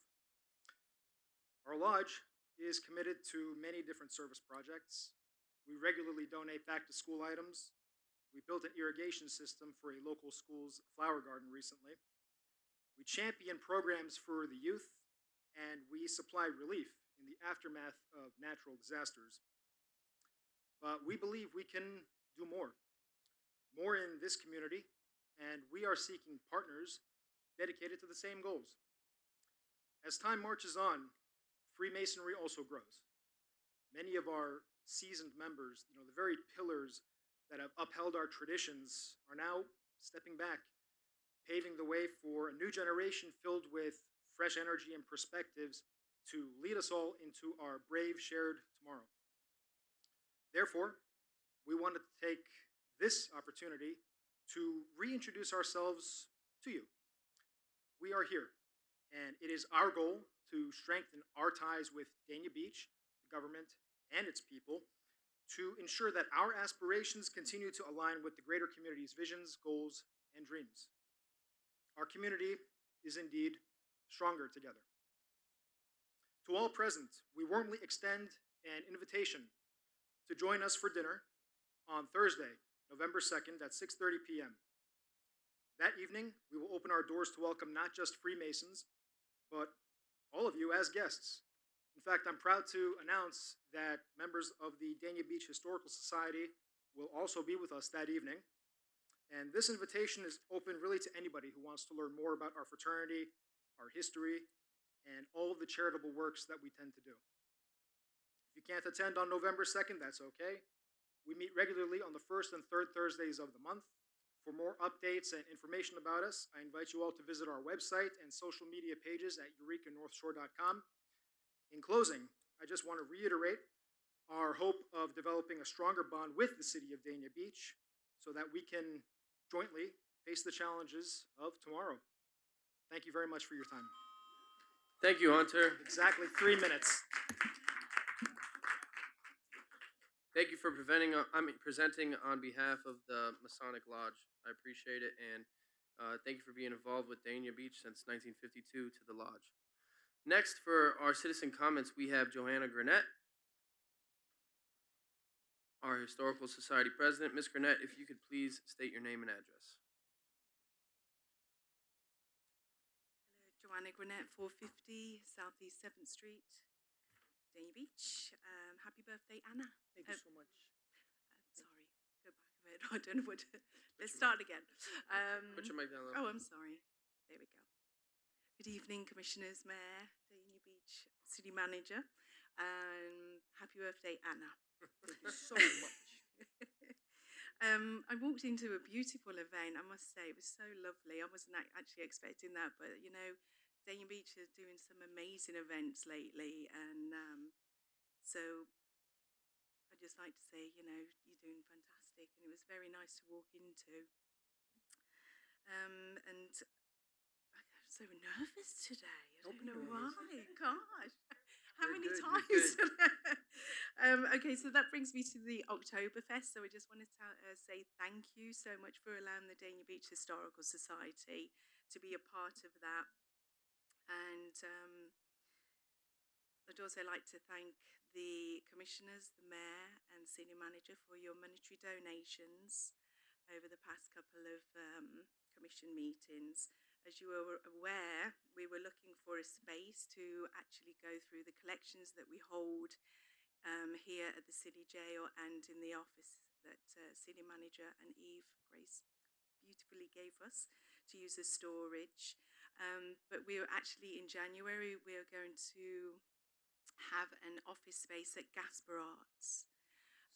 So we'll be able to go through the collections and start documenting them and making them all available to the public until we get our wonderful space at the Nyberg Swanson House. So that's going to be really fantastic. And also, I just want to say with Deputy Wilson, does he know is he like famous in his own right? Everybody seems to know him, you know. So anyway, that's it. That's all I'd like to say. Thank you so much for everything. Thank you, Joanna. And yeah, we're very happy to hear the progress of the Historical Society. That's wonderful that we get to finally document this for all to see throughout the community and the county and the state. Okay, that's it for citizen comments. So we'll move on to the consent agenda. Are there any items that we wish to pull from the consent agenda? Commissioner James. Like to make a motion. Okay, I have a motion from Commissioner James. I have a second from Vice Mayor Llewellyn to approve the the consent agenda. All in favor? Aye. Aye. Any opposed? All right. The consent agenda passes unanimously. All right, after that item of business, we will move on to item 11.1, our first reading ordinances. Sorry. 9.1. Oh, yeah, okay. Would you like me to read the title? Yes, ma'am. Item 9.1, if you could. A resolution of the City Commission authorizing the award of ITB 23-11 lime sludge hauling and removal, and to enter an agreement with Govea Trucking, Inc. for water treatment lime sludge removal and disposal services in an amount that may exceed the annual vendor threshold amount of $50,000 for each fiscal year of the contract is in place, providing for conflicts and effective date public services. Good evening, Fernando Rodriguez. Hi, hello again. This was a bidding process to be able to obtain services. It is important to remove the lime sludge that is a byproduct of treating our water. And as you know, we do almost 3 million gallons per day of water treatment at the plant. And so this lime sludge is one of the byproducts, and it has to be removed and properly disposed of. So we went out for bid and got a good price at $43.75 per cubic yard. And that is what we wanted to authorize as far as awarding the bid 23-011. Okay, Commissioner James. I'd like to make a motion to approve 9.1. I have a motion. Second, Vice Mayor Llewellyn. All in favor? Aye. Any opposed? Okay, move forward. 9.2. A resolution of the City Commission authorizing the award of ITB 2023-7 entitled Stormwater, Sewer, and Main Cleaning Services, and to enter into an agreement with Calais Corp. And Hinterland Group, Inc. in an amount that may exceed the annual vendor threshold of $50,000, providing for conflicts and an effective date public services. Good evening, Mayor, Vice Mayor, Commissioners, Tinchara Kurazairan, Deputy Public Service Director, and City Engineer. As you know that we have regularly faces flooding challenges, and we have emergency pumping service needs. And these two companies, Hinterland Group and Kalis Corp, will help us for the emergency pumping services, including vacuum trucks, as well as regularly cleaning our drains. We clean our drains once a year, but problematic areas that we try to clean it a little bit more than once a year. But sometimes we need additional services, so these companies will help us to clean the drains more than once a year. So we strongly recommend to award the contract with these companies, and we are very excited about their services. Thank you, Denser. Commissioner James. I'd like to make a motion to approve 9.2. Vice Mayor. Second. Second. All in favor? Aye. Aye. All right. Passed unanimously. All right, on to bids and, on to item 10, quasi judicial and public hearings. Eve, item 10.1. A resolution of the City Commission approving the townhome complex site and design variation application for the property owner Star Life Group LLC located at 20 Southwest 15th Street, providing for conflicts and effective date. So let me just go ahead and swear in anyone who's going to be testifying during this quasi judicial public hearing, including staff. Do you swear to tell the truth, the whole truth, and nothing but the truth? Yes. Thank you. And are there any disclosures on this application? Seeing none. Good evening. Corinne LaJoy, Deputy Director in Community Development. This application before you today is for a site plan as well as design variations for a property located at 20 Southwest 15th Street, which the screen is showing the location map of the property. It's near the intersection of Sheridan Street and Federal Highway. It's on the south side of the city. The property has a zoning designation of South Federal Highway Mixed Use, which is a form-based zoning district in the Regional Activity Center. The property itself is about 8,000 square feet in area, a little bit more than that. It is currently vacant. There are no code violations. And if you, it's not a good location map. It's a kind of a transitional property. It's right behind a commercial property that fronts on Federal Highway. And then further to the west, it starts into the neighborhood. It's residential. So this is like the transitional property between the neighborhood and the commercial activity on Federal Highway. The applicant tonight is requesting site plan approval for the construction of 3-story, 4-unit multifamily, there would be townhomes development. There's a site plan that's included in the package. It's a little bit difficult to see, but it'll be, it's kind of stacked linearly into the lot. So they're side by side for the length of the property. This is a rendering of what the proposed townhomes would look like.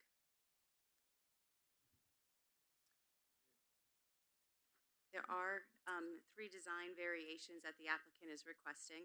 One is for parking and loading, the next is for facade design standards, and the next is for rooftop mechanical equipment. It is the South Federal Highway mixed use zoning. It is a form-based zoning designation of the property. So because of that, the form-based zoning typically requires parking to be located at the rear of the building. They want the building to be pushed up to the street, the parking to be hidden behind the building. Because of the layout of this building being linear, they're not able to meet those requirements. So there's some design variations that are being requested, and design variations are different than variances. They have a different criteria, and one of which is that the request results in a superior design, and another is that there's site conditions that prohibit the application of the code as written. The applicant has proposed written justification identifying how their requests are consistent with the design variation criteria, and staff supports the design variation requests for the urban infill project, requiring the flexibility that our code does provide in terms of the design variation.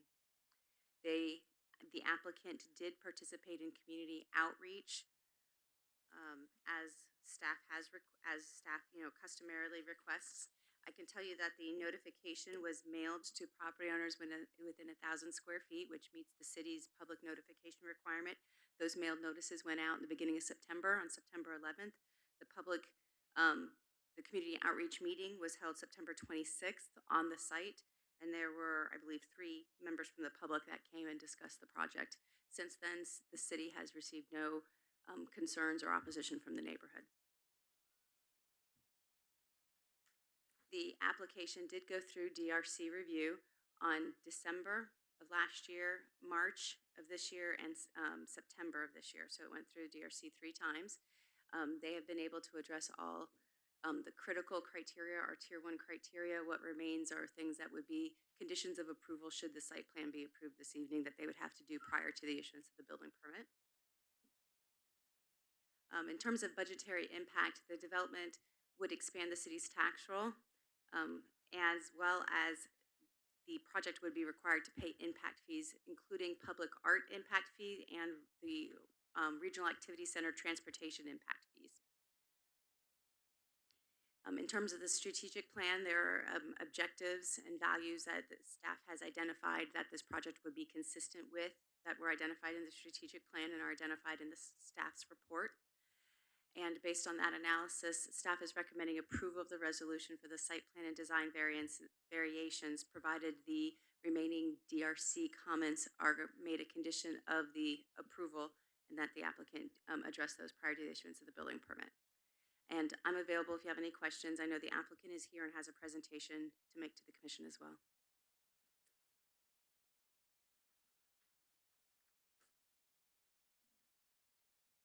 Sure. Vice Mayor Llewellyn, question?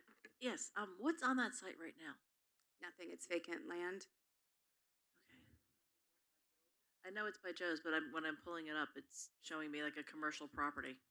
So that's why I'm confused. Oh. Okay. All right, thank you. Yes.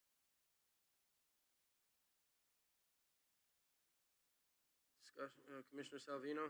Yeah, unless you want to call a public hearing, oh, you want, Doesn't have to. It's up to you guys. Hello, how are you? This is quasi. Hold on. It is a public hearing.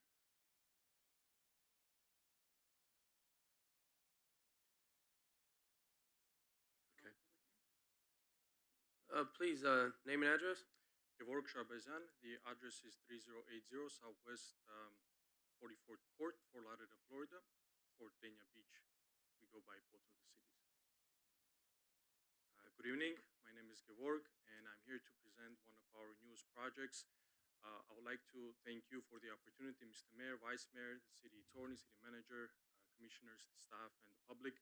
I'm here today with my team, my brother, and the architect, who is Oscar Cabeza.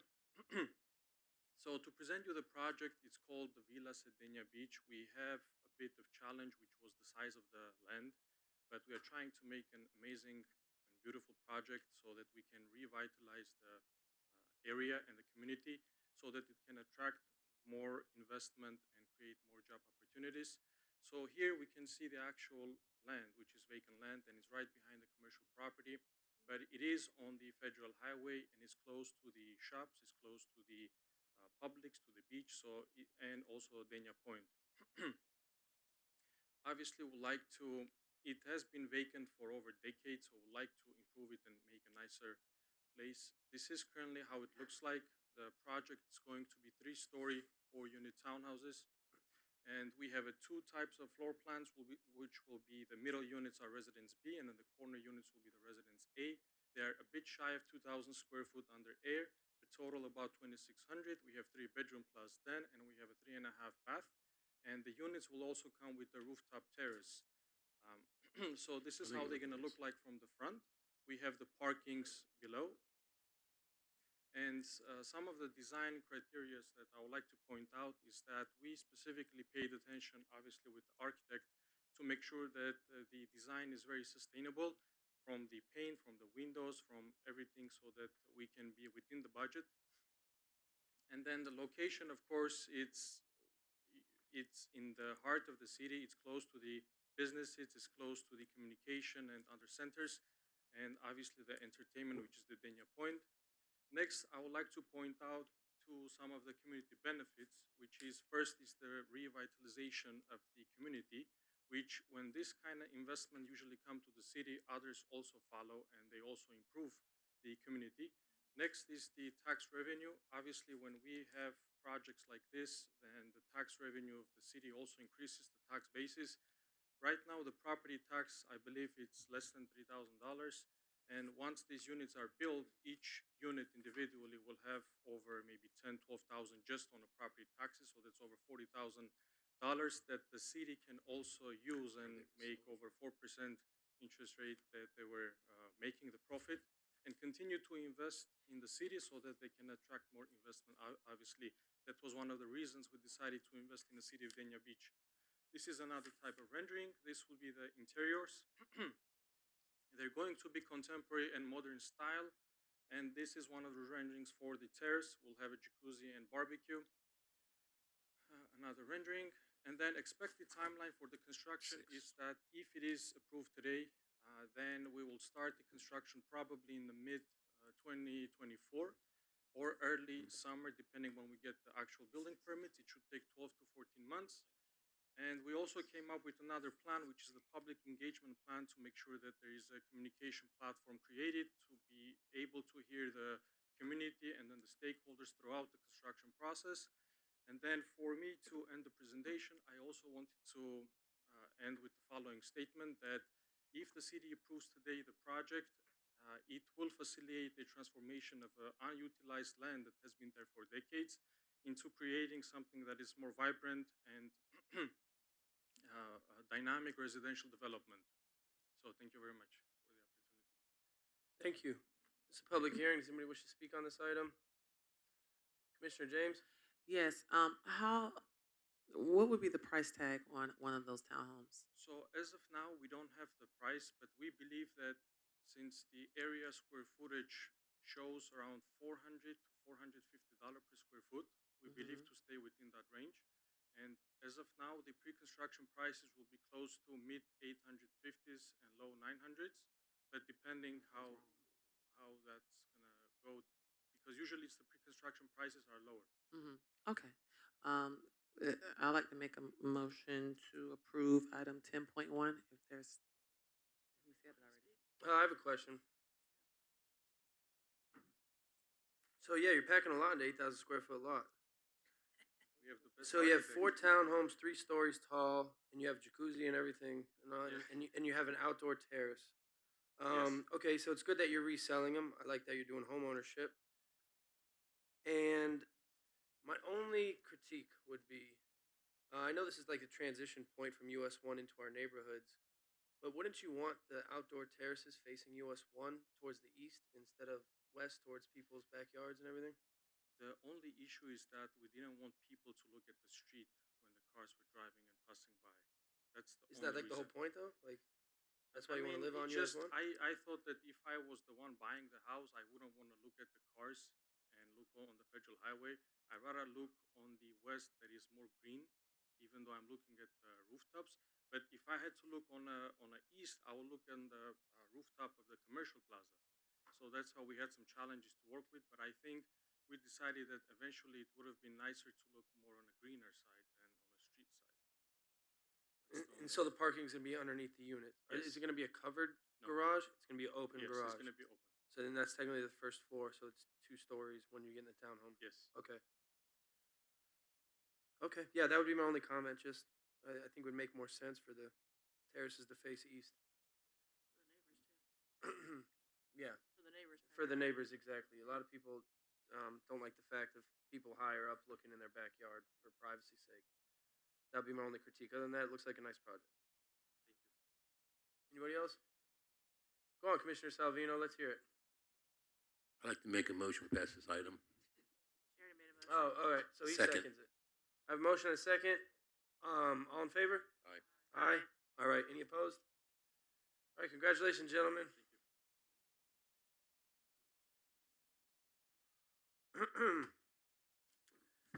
On to item 10.2.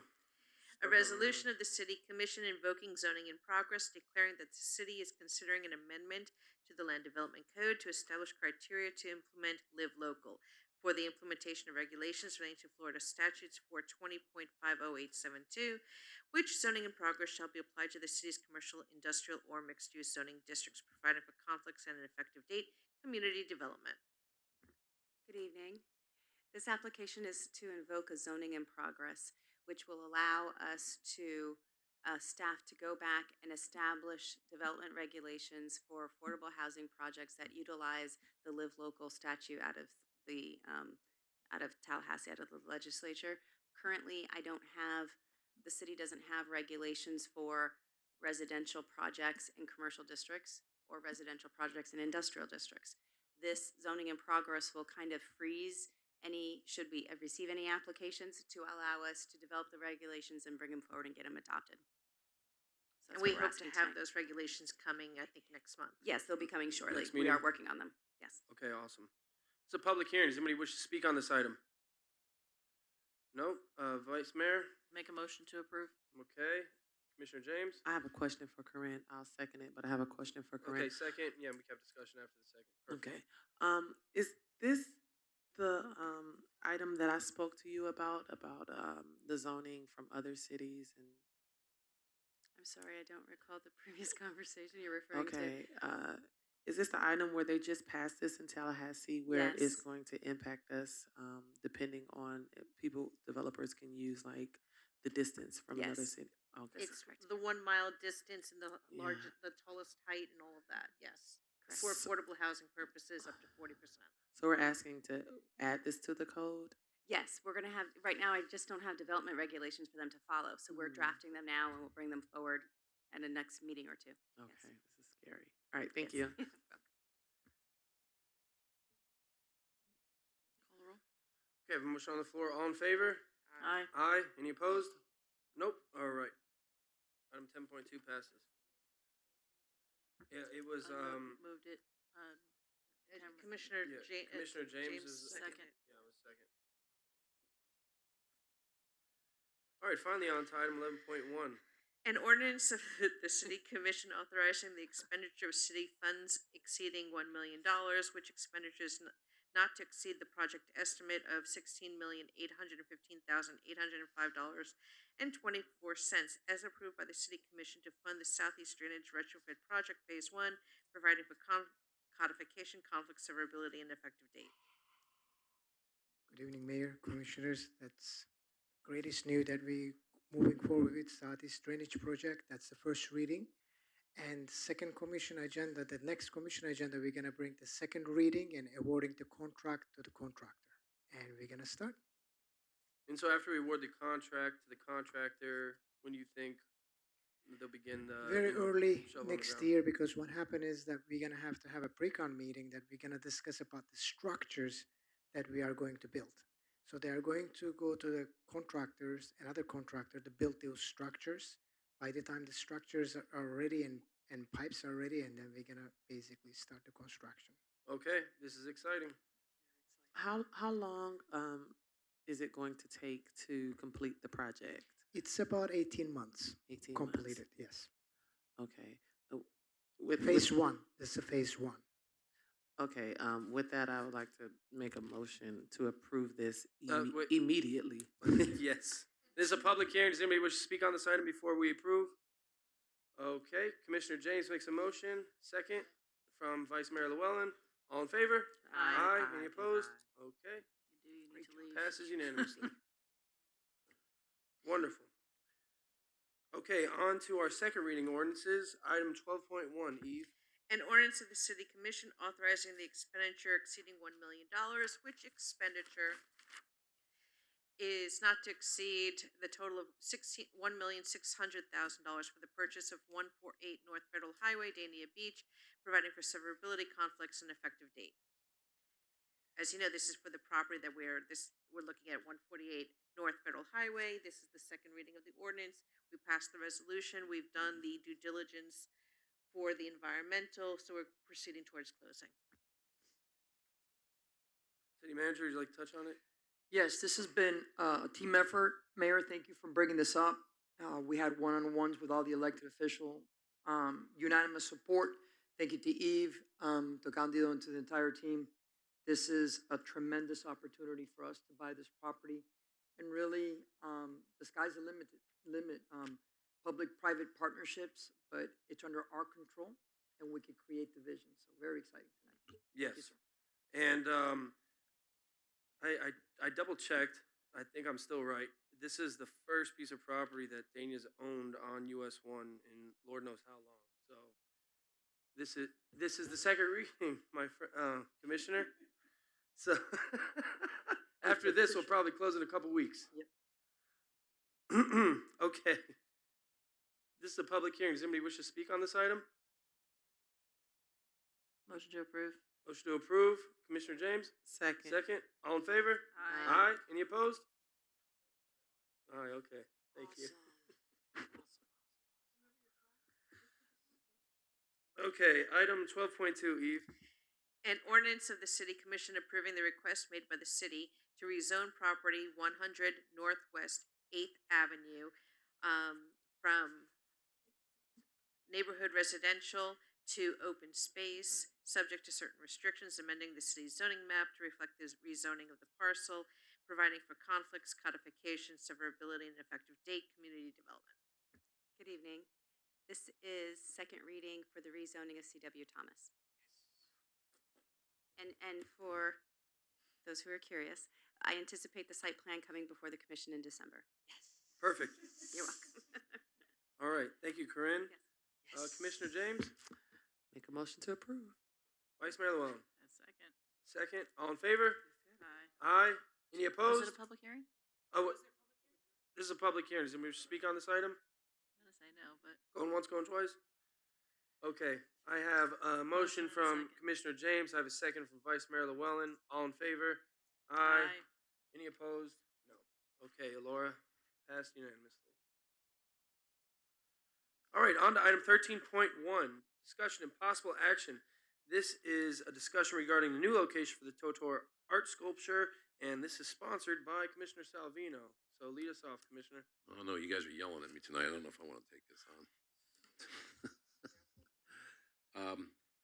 So we had talked earlier about the sculpture, and we were going to put it at the dog park. And we changed our mind. We have it at Dania Point right now, and we all have asked, because I brought up at the vote. I guess they're asking me where we can move it to City Hall, and that would be fine with me. So I think what we need to do is come together and just whatever you guys think is best, I concede to being happy with. Maybe like on the roof, no? Parking garage, wherever you guys decide, because the people, I think possibly, maybe Commissioner Davis should get with the art board and they discuss it and bring it back to commission for like an approval, unless you guys want to pick it ourselves. We already voted on it and approved for it to go to the dog park, so we're bringing it back. Right, that's what I'm saying. I rescind that to let you move it to where you want it. In your idea? No, I think City Hall is probably the place to bring it. I think we already have a nice piece of art sculpture out there. We paid money for, especially after the great crowd we had here at Dania After Dark. I think it's something that when there's 1,000 people here to see something, I think it's better that they see that instead of where it is right now. So if we can locate it somewhere in the area of the City Hall that would be visible, safe, and so on, that would be my next proposal. Okay. If everybody else agrees with that, unless somebody else wants to move it somewhere else. Vice Mayor Llewellyn? I previously thought it was a good idea to have it at City Hall. I actually think it looks wonderful where it is right now, but it's not city property. And I think since it was donated to the city, it should be on city property. So if we could leave it where it is, I'd be happy with that. But again, not city property. So if we're going to move it someplace, I would still like to have it at City Hall because of those reasons. I mean, it's lots Well, I of thought people we can coming only in. leave it there for 6 months. I thought we had to. Right. No. That was the whole idea. We leave it there for 6 months and then we move it. But I do think it's better to be at City Hall, not only because of the fact that you have so many people that come here and we have so many different events going on here. I mean, you can decorate them for different events that are going on. It would be part of the whole event process that's going on. Plus, like I said the last time, and I will say again, I have concerns over not only the lack of parking over it in that other location, but also it's very remote. And Well, that's over. we're having issues with vandalism. So yeah, I'm in favor of having it at City Hall. Commissioner Davis? Thank you, Mayor. Yes, I'm in favor of as well as having it moved to City Hall. Dania Point they have to have the exotic show, so the sculpture has to be moved by November 12th, before November 12th. So I'm privy to that information, and I think that because of the security issues, especially, I just text Candido this week, and there's graffiti on Commissioner James's project right down by the beach, brand new mural. And, we need to have, if somebody's going to donate a $45,000 piece, that we need to make sure that we have the security, that we have cameras, that we have something to be able to protect it. Dania Point does have that. And so I know we would have that here at City Hall, and because of the phenomenal job that Parks and Rec and all of you all did at Oktoberfest, I can only see that having a themed event around a themed sculpture where it would get the kind of Instagrammable moments that it was donated for would be recommended. So we can look at the exact placement of where that would be, but that would be my recommendation as well. Thank you.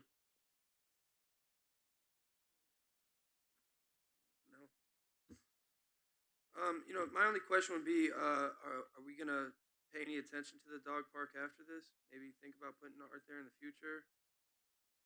Do we have to consult with the art board or find another artist from France to donate something? Just wondering. We are gonna the board. I think I actually recommended a program that we're gonna have different points throughout the year where the art board approved that we're gonna have a roster of artists that are rolling. So if there's somebody who wants to do something for a dog park and they come and they submit something during that time, that's something that would be able to come before the art board and eventually before the commission. So if you let us know that that's a priority, then when that time period comes, then we can definitely look at something that would go there. If I may, through the mayor, Candido, now we want to make sure that location doesn't interfere with our Veterans Park. So we want to make sure that we do make that happen. And since you guys are talking about art, I think it's very important too, Commissioner Davis, working with the art board. Several people, we've discussed many times, all of us here, the fountain. And now that we know that that's going to be the epicenter of where we hold all these huge events, then maybe we can just invest in making the fountain a little nicer. The fountain that we have here, if perhaps the art board, I know I've discussed this with Commissioner Davis, can come up with something cool to enhance the fountain, because that fountain, and I've had this conversation with Commissioner James, it could lose a little sprucing, maybe something cool. Vice Mayor? Yeah, but I know what the mayor's saying also about the dog park, and that maybe there's something that could be done like along the fences, so that people can see things, or even inside the dog park area, so that at least it's more secure. Also, I think that we can consider PJ Milley. Yeah. We're going to be moving forward with PJ Milley as a secondary park that we're going to be investing in after CW.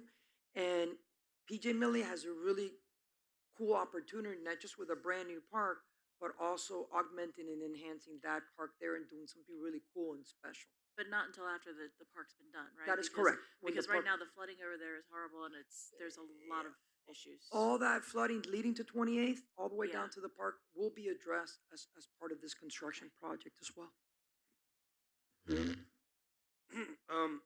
Yeah, we already voted on putting out the dog park, but I know that our second choice was the beach. I think, it's a dog on a skateboard holding a surfboard.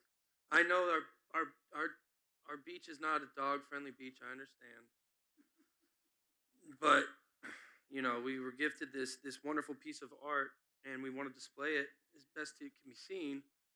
And City Hall.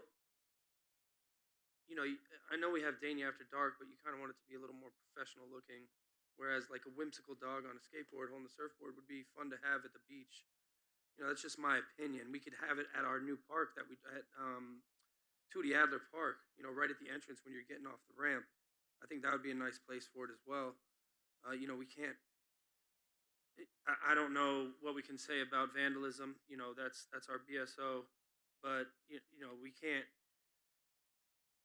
be kind of scared to display a piece of art in our city out of the risk of it being vandalized.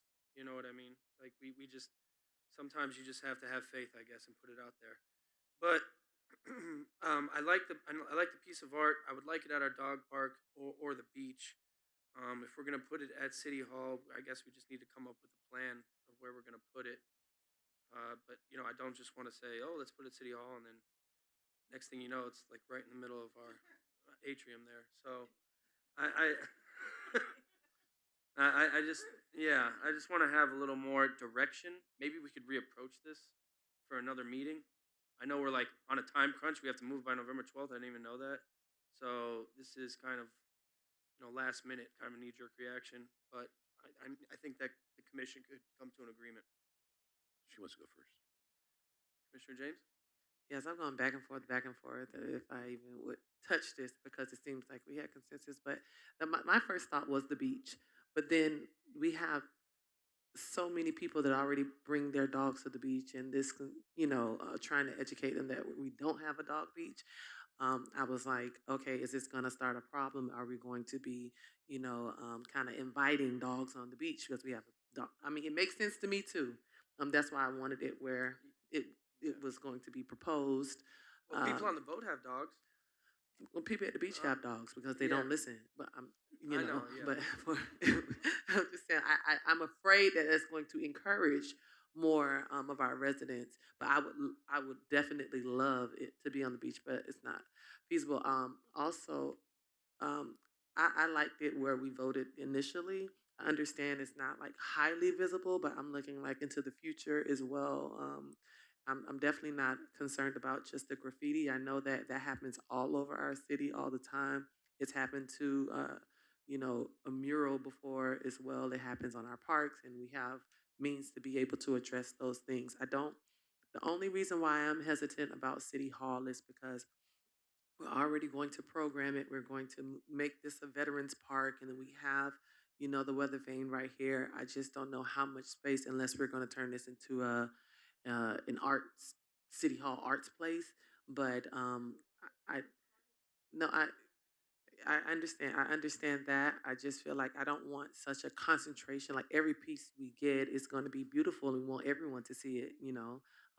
That's my expectations from the arts board, and so I just want to make sure that we have a cohesive plan that makes sense, that it kind of blends and goes together. And I think that we have a lot of different things going on at City Hall, and I don't want it to look like just a cluster of things that don't really make sense. So I don't really agree with the City Hall, but I'm not going to fall on the sword for it. Yeah, I would like to see the art actually. I know this is our arts and entertainment district, but it would be nice to see public art spread out throughout our community, specifically the Griffin Road corridor. And I'll go on the record saying this. I would like to have a small little area for dogs at Dania Beach. Just to put it out there on public record. It is a possibility we could do it. Commissioner Davis? I think I just had a heart attack, but no, it's okay. No, our beach is just so small, and I will go on the record and just say that if people were respectful of our beach, then it might be a different story if we had a larger beach to have dogs there. I want everything on the beach. I would love to see, a sculpture on the beach.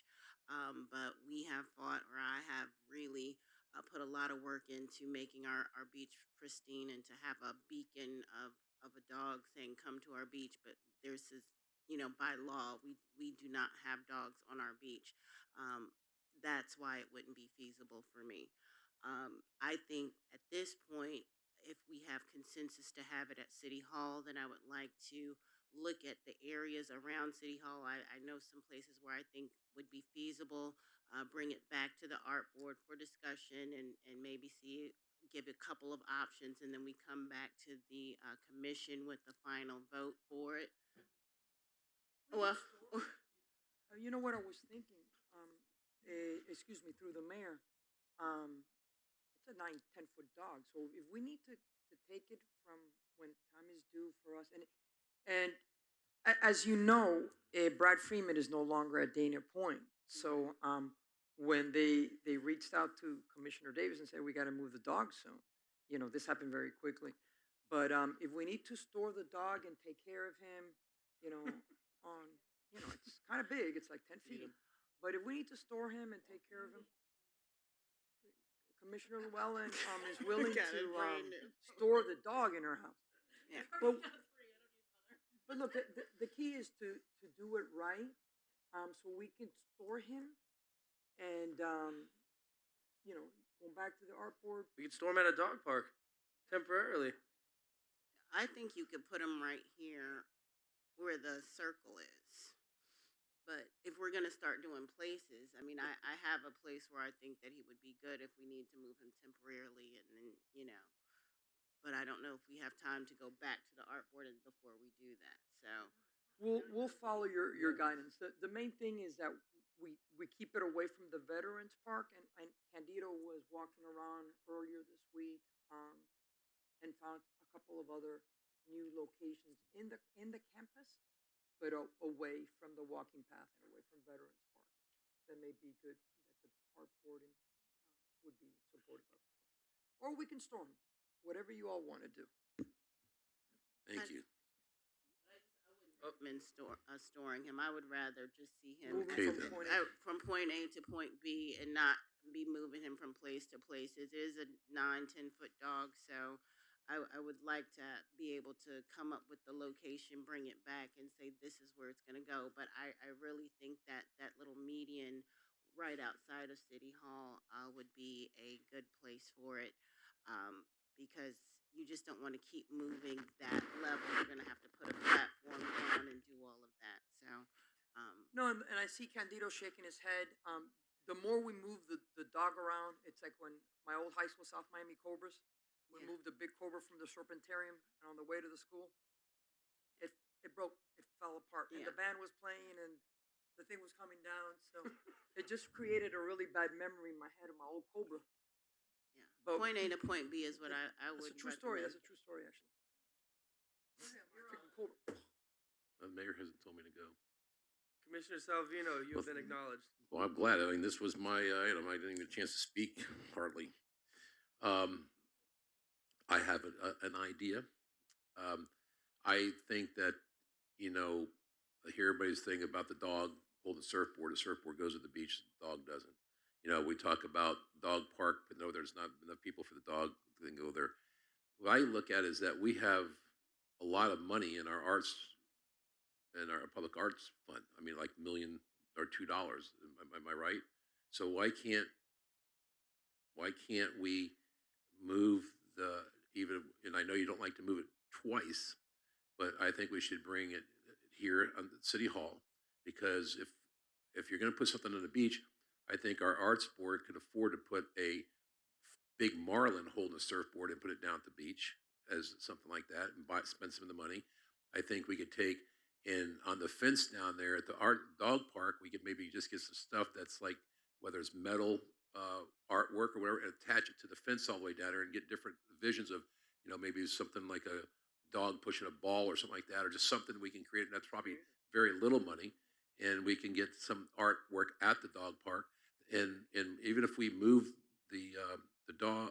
this piece of art here at City Hall, if it doesn't go exactly where we like it, we don't have to move it far. But I think the money that we have, we're talking about one piece of art where we got millions of dollars to put in the public arts program. I don't understand why we just don't buy more art and put it where it's more feasible. And as of right now, I'd like to just move it here, wherever you feel it should go, with the possibility that we could move it later at a different time somewhere else. Well, if we did, it would be one last move if we had to do it. That's my suggestion. Thank you very much for listening to me. Thank you, Commissioner Salvino. Vice Mayor Llewellyn? All I'm going to say is if we can bring it to City Hall, I will trust staff who will find an appropriate place for it, since they've done a pretty good job with that sort of thing in the past. So thank you. Commissioner Davis? I was just going to say I have a recommendation of where I think it would look as good as well. So if we could work together with staff, that would be great. And then I'm ready to rock and roll. So. Oh, I did want to make a point. About the funds. It does seem like we have a lot of funds in the art board right now, because it is over $1 million, and people get excited because they know we still have more art impact fees coming, and it's like, oh, well, we have money for this, we have money for this, but we do have to think long term, and that these are only like a couple of pieces. We do have the art wall coming, but at the end of the day, we have to think long term, because once all of these projects and all of these developments are finished and all the art impact fees have come in, that's it. There's not going to be a continuous flow of money coming in. So we do want to make sure that we think about it on a long-term basis and that we're not just running through the art board fund, in a year or two, just because we want to get a whole bunch of projects out. Hold on, Commissioner Salino. Go ahead. I don't think that at all. I just think that right now, with the money that we have there, I don't know. Can you tell me what we've really spent anything on? And obviously, that we're going to be doing a new restaurant at the beach. Plus, we're going to be the quarterdeck's putting 3 containers out there. I think that's an excellent place to build a piece of art similar to what we're talking about. That's number one. And number two is that when we do in the dog park, when this all started, I think the dog park's important. I would say that probably less than $100,000 could do both these things we're talking about. That's a long way from $1 million. So I think that, or whatever. I mean, it still gives a lot of time to spend more money. I mean, I'm just making my point. Let's just drop it. We have an idea. Let's just move the art here, and we can talk about the rest later. Thank you. I make a motion. We move on. Commissioners' comments? Wait, do we want to make it clear that there's consensus on something before we move on? Is there consensus to move the sculpture back to Yes. City Hall? Okay, No, thank you. not for me. Was it 4-1? Yeah.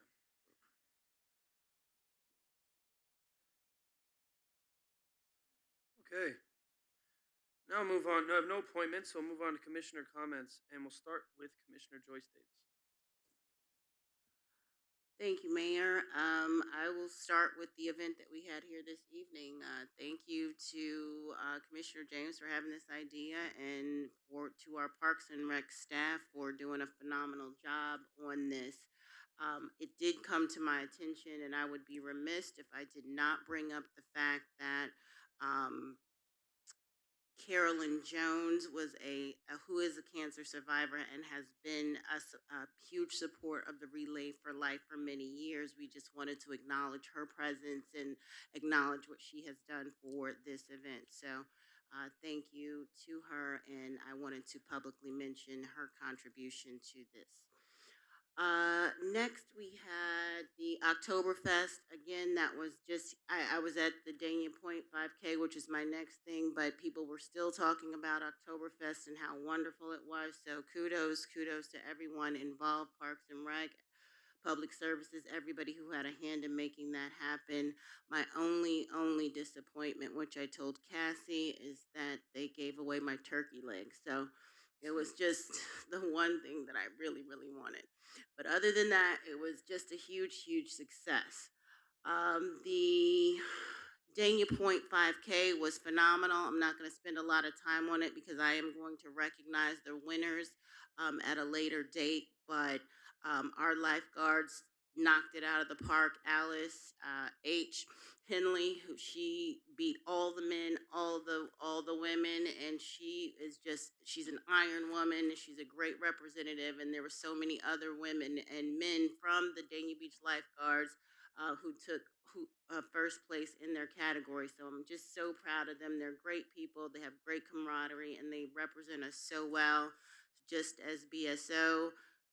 Police and fire did a phenomenal job. We really shined, and our partners, thank you to our partners at Dania Point who really embrace us. Thank you, Commissioner James, for coming, and I saw you jog a little bit, and it was just a really fun-filled event, and so it's great. To me, the kind of events that I love the most are that, the kind that we can bring the entire community together. So you had families, you had kids, you had real runners, you had walkers, you had a lot of different people, but everybody could come together in one space in one time and just enjoy themselves. So this is the second one. We look forward to the third annual event.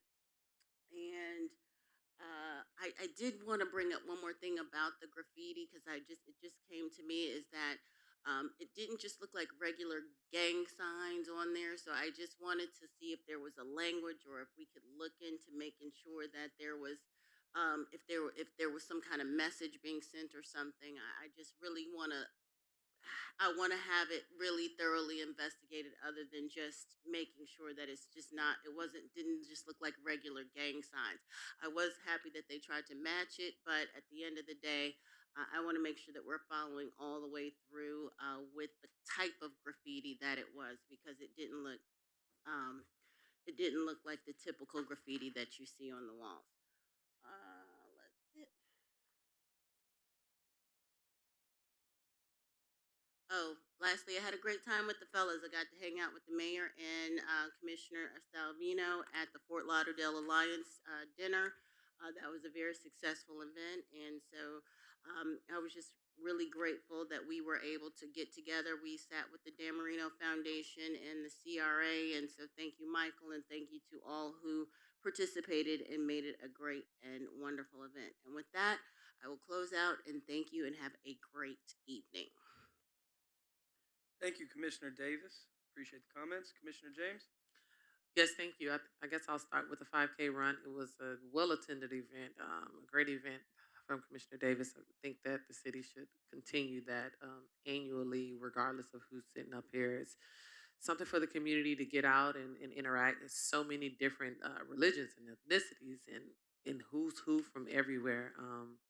And so I didn't have fun. I was tired. It was hard. But it is something to achieve. My favorite part of it were the beautiful medals. I think that those are amazing. I think whoever made those need to make some for our Super Bowl champions, Mayor.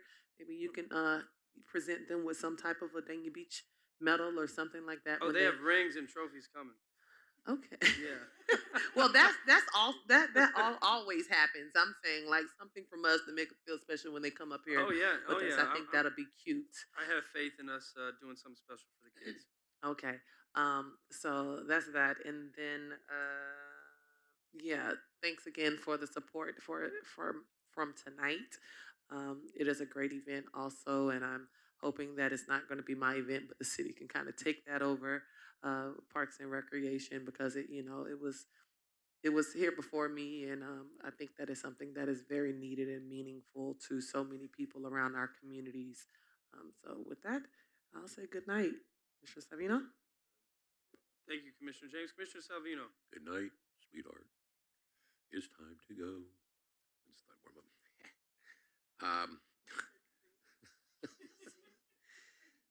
I was warming up. Again, just to read a couple things, we had a good time at the Alliance dinner. The Signature Grand did a great job. It was beautifully lit up and decorated, and met a lot of people there. It was probably, they must have had 100 tables there with 10 to a table. It was big. It was nice to see other people from other cities, and got to sit with the commissioner and the mayor, and we had a good time with other people. I want to, without forgetting to just again to say happy birthday to our city manager, Anna. And I don't want us to forget to also recognize our super Maxine, that she had a birthday this week as well. So yeah, so she's not here. She's taking a break, but I just want to wish her a happy birthday as well. I appreciate everything that the city employees did and the staff to put the employee picnic on that we had last week. It went very well. I thought that there was some, things we can change a little bit, but we'll discuss that at a different time. But in general, there was a lot of donations. I'm sure that all the employees that won prizes were very happy with that. And I had a good time with, interacting with everybody that came there. And again, I want to thank the city for their hard work of putting the stuff together, which followed up with their extra hard work of putting out the best Dania After Dark that I've seen. The Oktoberfest was fantastic. It was overwhelming with people. The things that the city brought out, the pumpkin patch was great, and it really stood out. And but it was pretty amazing that you couldn't even walk on the street. It was that packed. So we should be very proud of ourselves as a city to be able to put on. And that does not come easy. Again, that comes with the super staff that we have and the city employees that put this out there for us. I do want to reiterate or just talk about for a second about the breast cancer awareness. Miss Grace brought back, some memories from me tonight on that, because I remember back when we used to have the Relay for Life at Frost Park, and it was an all-nighter, and and I think that as we all know, the cancer is not good, and breast cancer is not good, and everything else. But I think that's something that we should put into our Parks and Recreation program and let them focus on it and do what we can to help with that, because I really feel that as you can see, the participation is great. And when I see participation like that, I always want to push further because the people are involved. They want to do something. So if they want to do that and they want to be there, then I think we should contribute to the fact of trying to make it work. So with that, I've talked enough. Thank you. Thank you, Commissioner. Vice Mayor Llewellyn. Hi. So I went to a few things, but I just really want to say thank you to our city team. You guys, everybody plays a role in making us look good, but making the city look good. And it's, I just want to make sure you know how much we all appreciate that because it really does make a difference. You know, and it's everything from Danny After Dark and these amazing things that Parks is doing. BSO, fire, and police showing up to various events and being there and being present for people that want to talk to you. Public Works, I know Fernando went last week to a meeting and answered a bunch of questions for people. I mean, we've had pretty much every department's really been involved, and it's just really good to see. And I don't know that you see that in every single city. So it's something that we can all be very proud of, and I'm very proud of it. So I want to thank you all. And I'm looking forward to our fall festival on Friday at CW Thomas Park because I know last year it was amazing. So I know this year it's going to be even more amazing.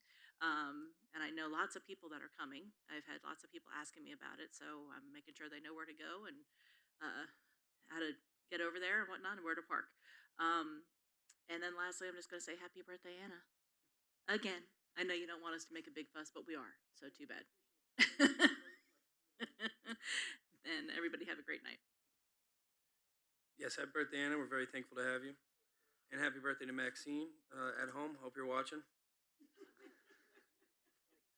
And yeah, like what Vice Mayor Lori Llewellyn mentioned. Oh, Laura, happy birthday to our clerk. When? Today? Oh, okay, happy birthday to Laura. Happy birthday to my daughter. All right. So yes, CW Thomas Park, we're gonna have the Fall Festival on Friday from 5 to 8. And at 6:30, I'll be honoring our Super Bowl champions and our cheerleading champions with the Dania Beach Dolphins. So we'll bring them up on stage, give them a little something, a little recognition. And our State of the City is November 9th. Purchase tickets if you haven't. Invite your friends, invite your family. And with that, everybody have a healthy and safe and happy Halloween. We all listen to Chief Pelliser's warnings and advice and tips on how to proceed throughout the holiday, and definitely looking forward to a safe and happy Halloween, everybody. So meeting adjourned. Thank you. Have a good night.